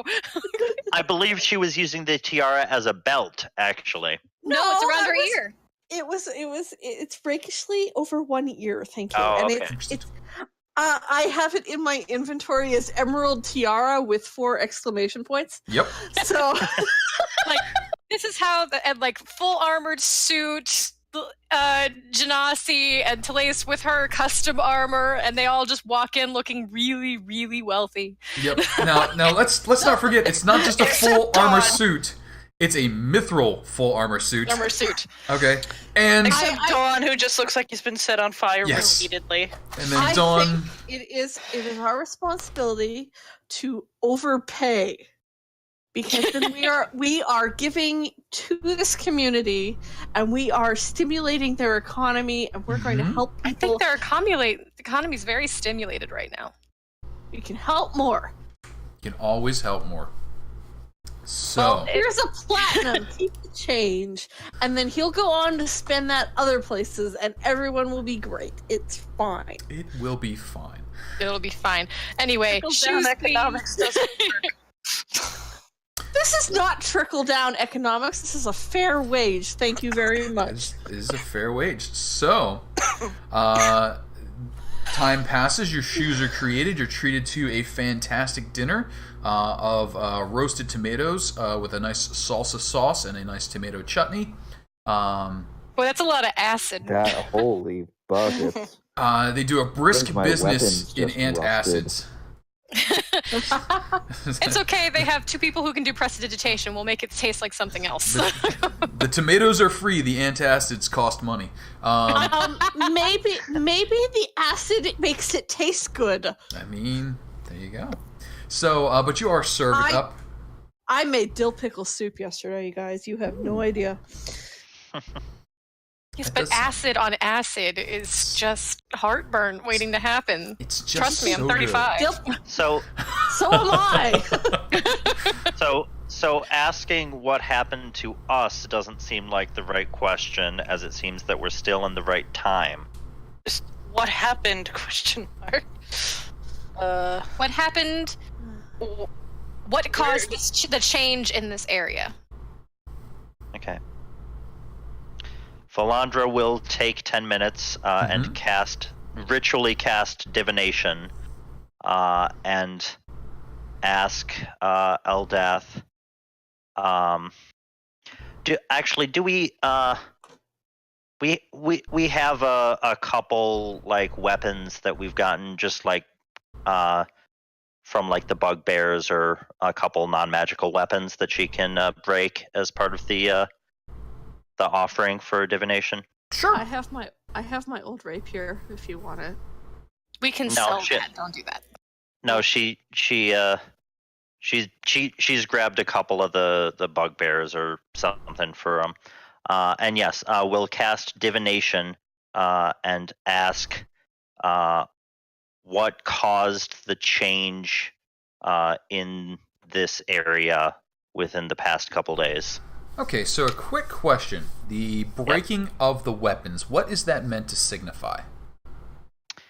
The breaking of the weapons is it's a so divination needs a sacrificial offering appropriate to your religion, and Eldath is a pacifist, and so the breaking of the weapons mean that they can't be used to hurt anyone again.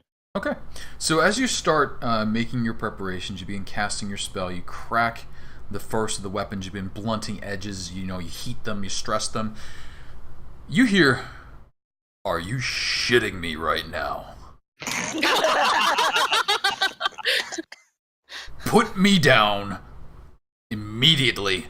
If you're not gonna kill, I can handle that. But this, Black Razor. you are not worthy to touch me, let alone bear me. I will stab you in your sleep." She'll lean it against the wall. Thank you. It seems a little disarmed by that. It's just like, I didn't expect that she would do that. This is not the situation that I was anticipating. And then you start hearing, "Hey, you, skinny one, want to go kill something?" And Wait, am I the skinny one? It seems sort of omnidirectional. Do you want to be the skinny one that wants to kill something? Not necessarily. I like Wave. So, now I'm picturing Wave and Black Razor having an argument about "don't talk to my bearer." Like Dawn trying to pick that up would be funny. He just can't. Great sword, not happening. Dawn just touches it, and they're both like, "This isn't gonna work." Yeah. Look, we'll work something out. Just throw the enemies at me.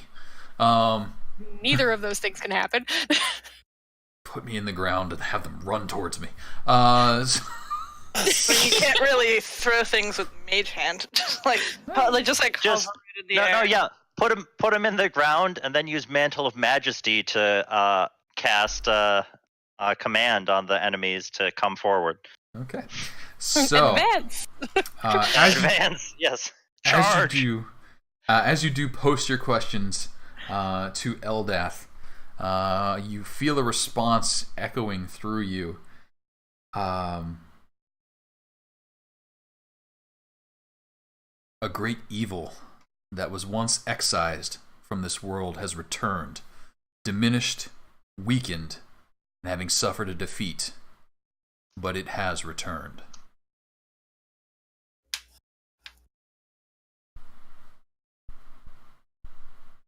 And I think that's your lot. Okay.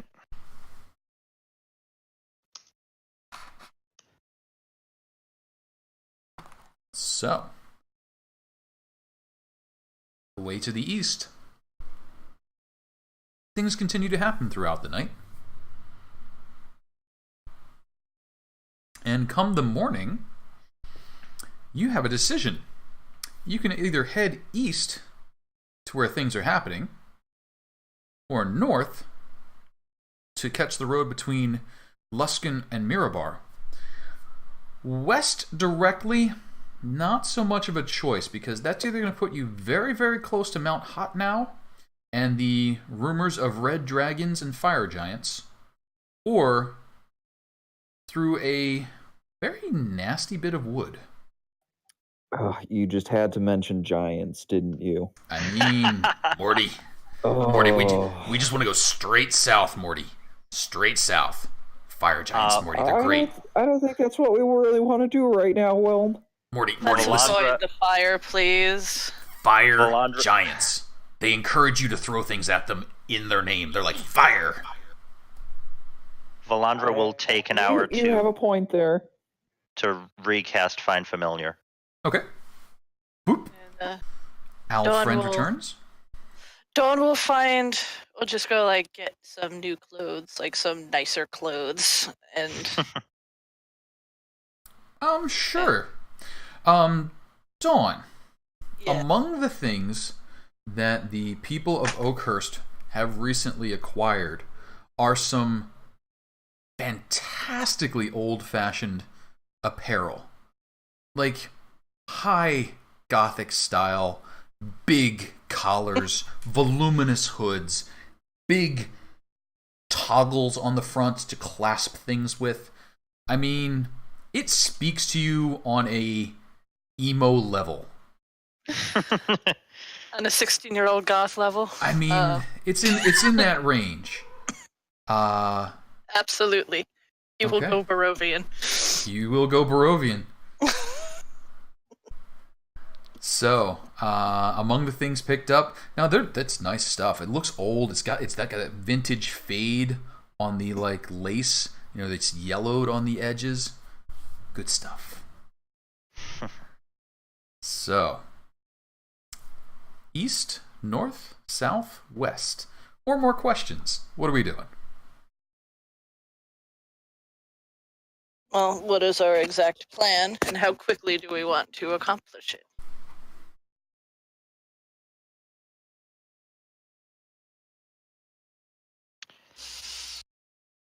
The whole point of this side trip was to acquire weapons and or turn them in for a reward.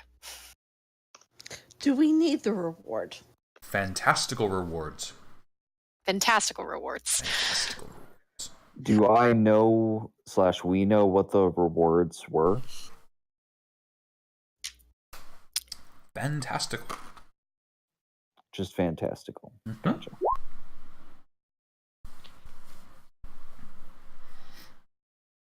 Things of value near equal to what the weapons would be worth, which is in the 200,000 to 300,000 gold range. The party had expressed some interest in magic weapons of their own and arms and armor. So that's kind of what they're looking to do, is when you come back having proven yourself worthy, equipping you for the battle against the cult, but with items more suited to your anticipated worth. I mean, that's tempting. That's very tempting. Because So, which path were we planning on taking? Like, so you said we have to go all the way down here? so you can go right now. You're over here in Oakhurst. Whoop, that's not the button. Right now you're over here in Oakhurst. Mm-hmm. So if you go east, you'll be passing between those two new mountains. You could then pick up the road and continue east to Mithril Hall. Or you could take the road south and then east to the Black Road. I would say go towards Mithril Hall, and then if we find out what the hell is up with these mountains along the way, so much the better. Sure. Because if it sounds like if we turn these weapons in, we will all get something. Currently, there's 3 weapons, and there's more of us. And more does not look healthy. Nope. That might be a good idea. Why don't we head to Mithril Hall? Okay. So, we are ticking towards 9 o'clock. And so I have a couple of quick questions. The overall plan is to do what with Black Razor? I think we should turn him over. Okay. I don't. Yeah. I don't like him with us at all. No, me neither. Even unwielded, there's a chance someone could take him. I think like the ideal solution would be destroying Black Razor. Good luck with that, you tiny rogue. I know, probably not a thing that Waverly can do. Okay, so hang on. So you brought up an interesting question, and while we five, are not the total number of resources available to your party, are you involving the rest of the 7 in these conversations? Where are they? They're not here. They're not here. They're not here, but I believe you guys have sending and message and a couple of the ways to echo information around during downtime. Well, to be honest and fair, Telaise would be against involving Chloe in any of this. Fair. So are we really going to message them and, hey, do you want an evil sword that almost ate Waverly? Yeah, I just wanted to double check. I'm not gonna sending to Joey. Well, no, wait. No, Thomas wouldn't. Valandra would do it.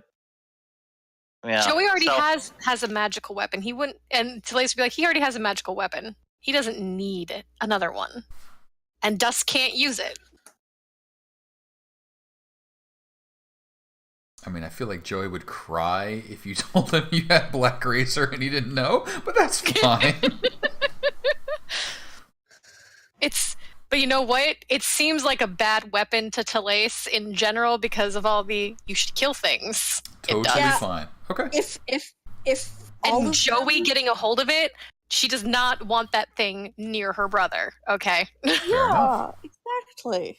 So he can cry. It's fine. No problem. Other weapons are fine. They're not hideously evil. Yeah. Okay. So one's clearly agoraphobic, but so it seems like Black Razor, you're anticipating turning in at Mithril Hall. They do have anticipating turning in, depending on whether or not I trust the people we're handing him into. Yes, you would. I agree. What are you planning on doing? Is one of our buddies going to be there? You are wearing Mithril Hall gear right now, and you got in because you know Escobar, so you already have a good relationship with Mithril Hall, and you saw that they have weapons the equivalent of these there being stored responsibly. Honestly, I think Black Razor would be safest in Mithril Hall. That's reassuring. Yep. That's very then the plan to hand over Black Razor in Mithril Hall. So then we'll move over to Whelm. What is the plan currently, anticipated plan, with Whelm? I think that, in all fairness, that decision should be left up to Morty. Okay, Morty. Yep. Your name is Morty now. I'm sorry. It happens too much. Morty. No, that's totally understandable. He doesn't really mind it, though he hasn't really been paying attention too much. It's difficult to hear over Whelm. But I think that Mord E is very... despite being a raging dwarven barbarian, has a sense of honor and would turn in Whelm to the people who it belonged to. Okay. So then the plan is turning over the Whelm to Mithril Hall to be returned to the rightful owners, who would then come to Mithril Hall to collect it, and such and such. So, Wave.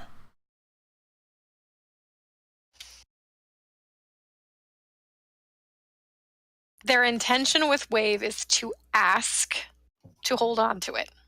If the outcome is a no, you need to give it back, without a fight, they will give it back. Okay. They will ask nicely to hold on to it. They will ask that sounds like a pretty good plan. They will ask nicely to hold on to it. Okay. Now, in asking nicely, could I hear some sort of framing up of the argument other than "can we keep it, please," which seems a little weak. We are going on a mission to rescue a djinn who might have the power to grant wishes from the cult and the Red Wizards of Thay. Wave would use all aid the help us. we can get. Wave would aid us in this journey.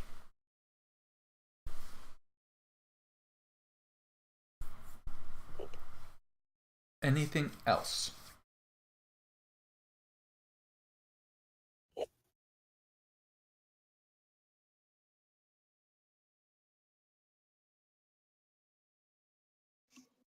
One second. Mhm. Hang on a minute.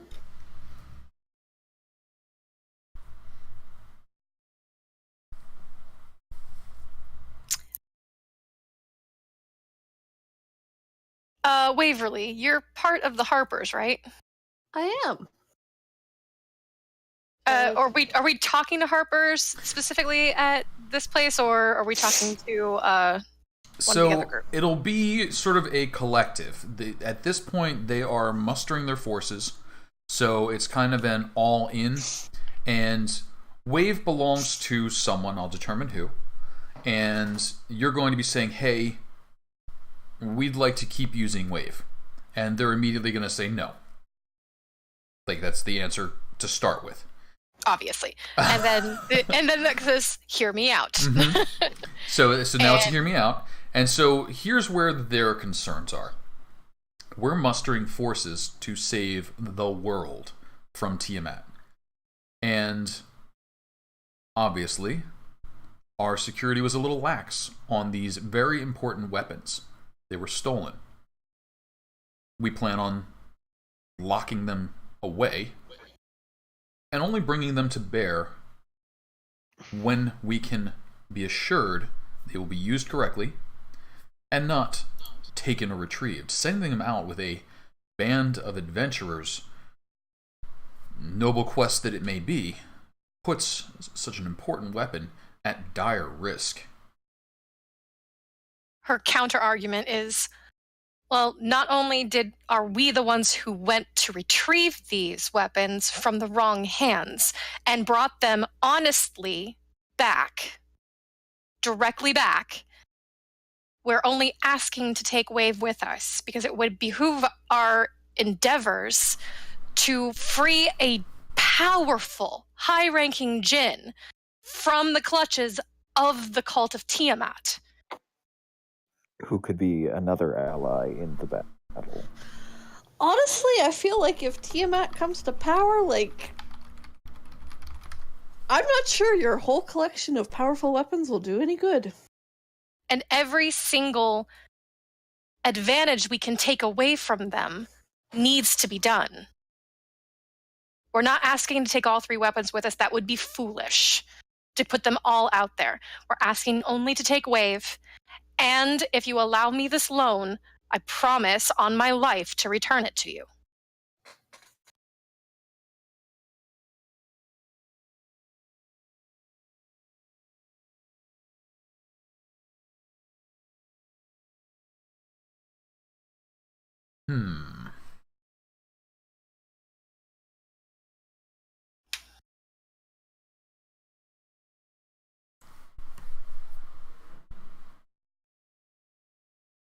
So,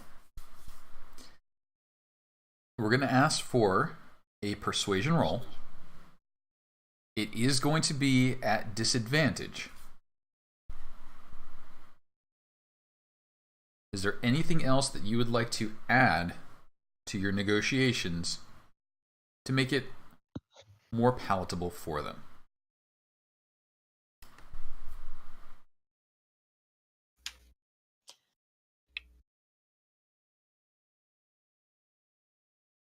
We had discussed this, guys.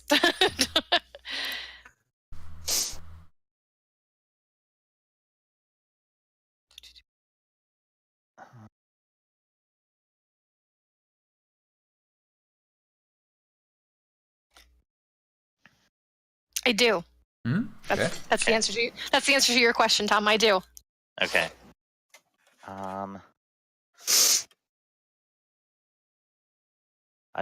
I think we pretty much covered what my arguments would be. That basically, wouldn't they at least get help? Wave will do more good fighting against the cult now than it will be after the cult has had time to muster their forces and their plan is coming to fruition.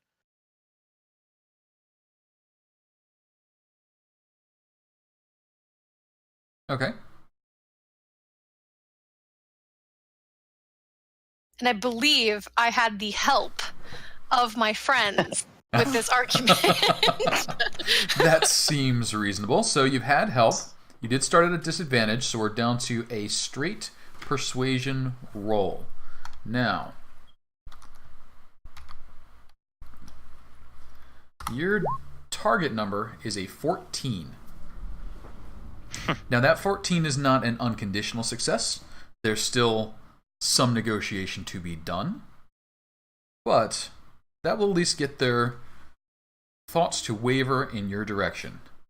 Was Valandra going to do that thing before we started this conversation? Yeah. Sorry, I didn't realize we were in Mithril Hall So when this we're conversation sort was of actually happening. Moving ahead, but yep, go ahead. Yeah, I was going to cast guidance on Telaise before we had the entered meeting. into the conversation. You got it? So go ahead and guidance me up a persuasion roll. Hang on 1 second. Mm-hmm.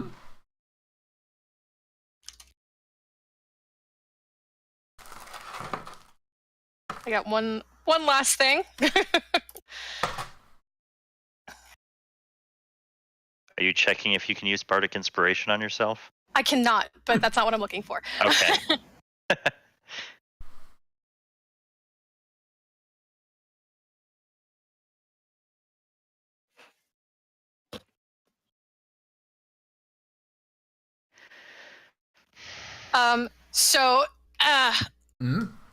Something was purchased earlier. Something was purchased earlier. Something was purchased earlier, and so to fulfill that requirement, here we go, guys. And we'll just throw this in as a little bit of an add-on. Telaise starts, playfully humming, "Oh, you've gotta have faith, the faith, the faith. You've gotta have faith, faith, faith."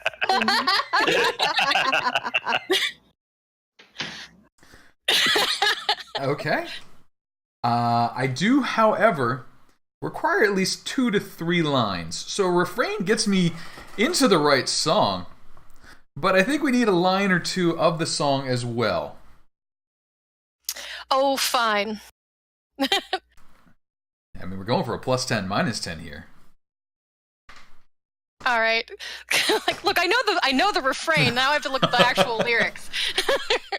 Baby, I know you're asking me to stay. Say please, please, please don't go away. Say give me the blues. Hey, shush! I'm singing, not you. I'm gonna take my +10, -10. Stealing it. Did you buy one for your? No. Did you buy one for yourself? No, I bought that for me. I'm sniping yours. Well, I guess it would be nice if I could borrow this wave. I know not everybody has a wave like this, but you gotta think twice before you tell me no way. I know that all the games we've played, because I've played them too. That'll do. Very nice. There you go. All right. So you do have a +10, -10. You do have a guidance. So this is starting to look somewhat in your favor, but we still need to see some dice rolled. Okay, here we go. Persuasion. Normal. Okay. Hit it on the nose. So let's Adding see a that guidance. +10 to that. Adding a +10 to that. All right. So how's a 26 look to you? 26. They are definitely swayed to your argument. However, a very unpleasant looking fellow steps forward. He's like, "That's mine. I needs it back." I am not walking away empty-handed. What can you give me? I paid thousands and thousands of gold. I've protected that for years. It seems they're looking for an offer of money, along with your good faith. What can you offer? We have that. I really just want to give him a bunch of tiaras. Telaise will be like, all right, that's fair. So she's going to reach into her bag and pull out a tiara. God damn it. He's like, that's pretty, but still. That's Wave. All right. 2 tiaras? How many did we get? We got like 6, right?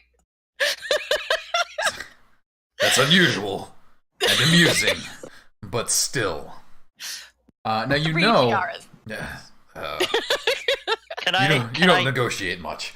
So you do know that Wave has a value somewhere in the 200,000 gold range.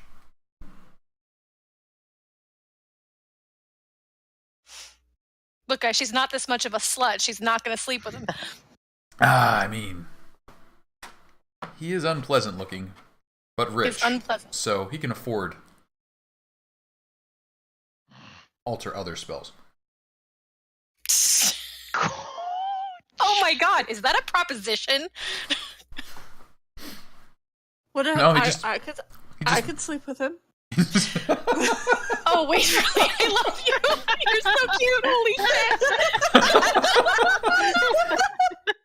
shit. All right, so we're gonna remove that from the table as far as the cash concerned, but that can go in with the extra benefits. So his starting number is 200,000 gold. Your starting number is 1 tiara. Somewhere in the middle, there needs to be a number. What can you offer up? We'll go with just gold piece numbers at this point to make life easy for people.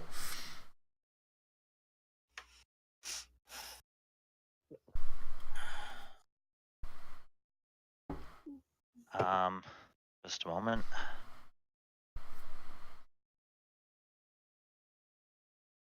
I am doing a little math on the loot list. Mm-hmm.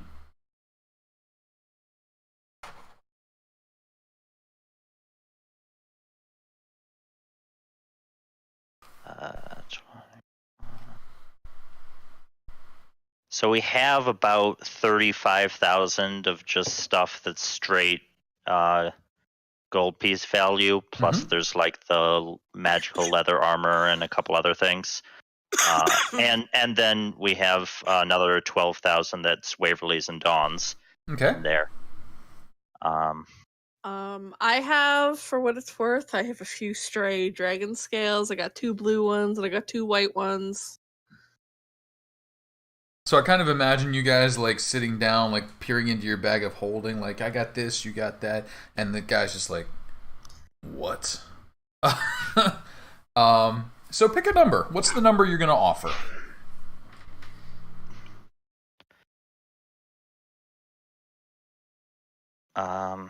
Is it worth it? I don't know. I don't think so. Maybe we should just take the reward of regular magical weapons. What does or who was this Wave? Wave. What Is they Wave want? okay? Is Wave okay with it? Yeah. Is Wave okay with it? Yeah. I mean, Going back to his previous owner. I will Wave's ask him. Wave's like, he didn't take me to see a god. I want to see Sorry, a Wave. god. I want to fight a dragon. I mean, fighting a dragon's cool, but I want to see a god. She's not the kind of god I want to see. She's like the opposite of the kind of god I want to see. I want to see a sea god. She's like a... So a note, guys. If the cube of force is the part of that we really want, that is probably within our means if we can find one.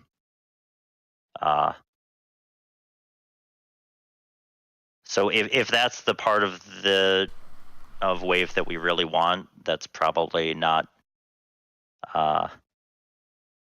Like, handing it over doesn't necessarily mean that we couldn't get one. I mean, logically out of character, I agree. In character, she's a little attached. Uh-huh. No, I'm just putting that up for consideration for people. Telaise, this might be where Wave belongs. Oh god, you guys need to make a persuasion check. I need you to make a persuasion check. Oh shit. I need you to do well, and I need you to do well. I don't know how well that's gonna go for me, but okay. Somebody help each other. Convince me. Whoa, yeah! Crushing it! Woo! I'm super persuasive. Waverly's like, just put this up where Wave belongs, on a mountain high, where the eagles fly. Like, this might be where Wave belongs, and as soon as she says it, Telaise just looks at this abhorrent-looking creature person that owns Wave, and she's like, "Are you sure about that? I don't think that's where anyone belongs." Wow, that's harsh. I've seen that look before. That look means I'm buying someone else. You weren't buying me in the first place. She has standards, okay? Mm-hmm. That's so. Nobody else wants to try and convince her to give this thing up. Hold me back, guys. Hold me back. That's better. That's much better. Hey, look. Sometimes, there are just things that you can't do. As much as you want to try to bring this artifact around, it's just not the best option right now. Maybe at some other time you can try to convince this guy or beat the shit out of him and take it back. But with all these people around, it's just not worth it right now. So maybe just give him back unless we get enough money from Wave, Whelm and Black Razor.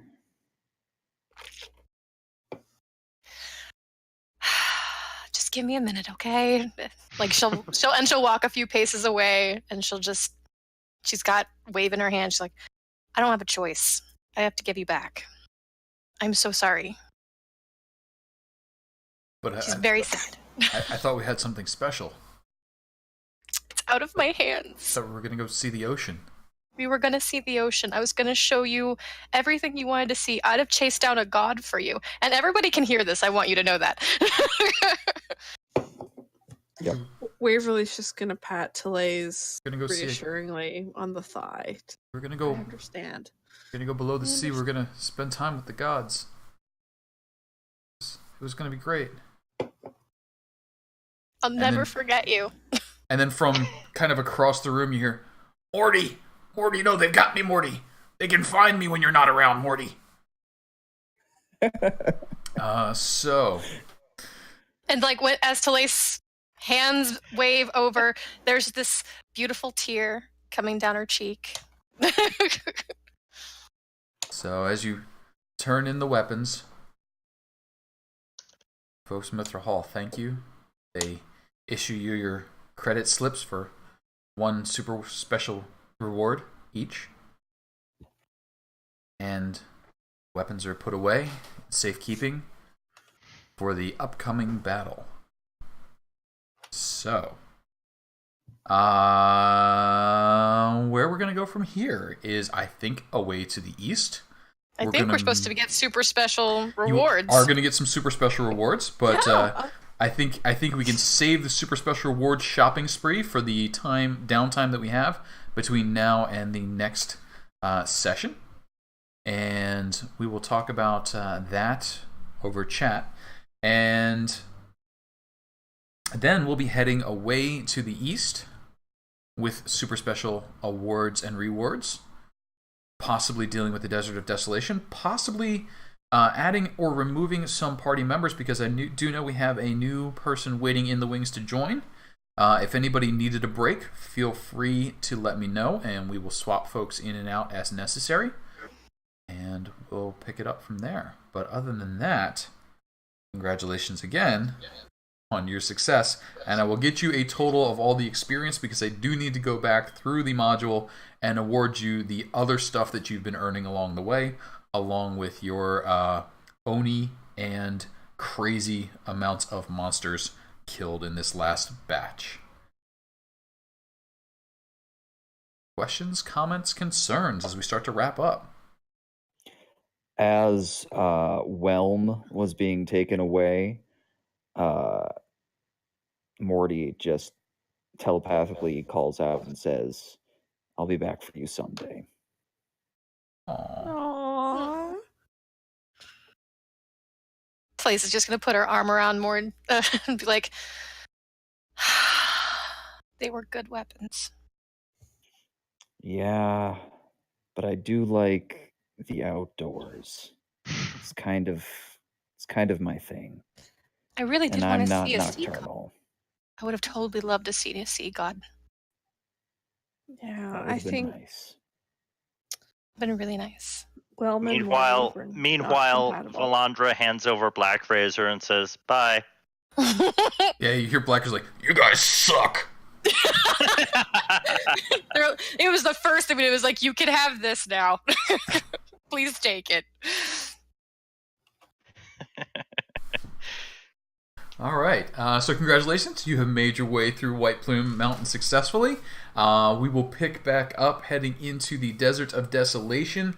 I think we're probably going to do, if I've got my weeks right, we'll do kind of a Session 0-y and magic rewards and some leveling up because I suspect some other people have moved over the cusp. And then we will head off into the deserts and do a little traveling and answer any other questions that come up along the way. I will shut down the stream now. Thanks all for listening. Did we want to do nominations? Save that for next session because I think that'll be a good time for it to kind of also recap what has been going on for the new folks coming in, or new folk coming in, and we'll pick it up from there. All right, cool. And I will kill the stream. Bye, stream. See ya. I think I can kill the stream. Bye, stream again.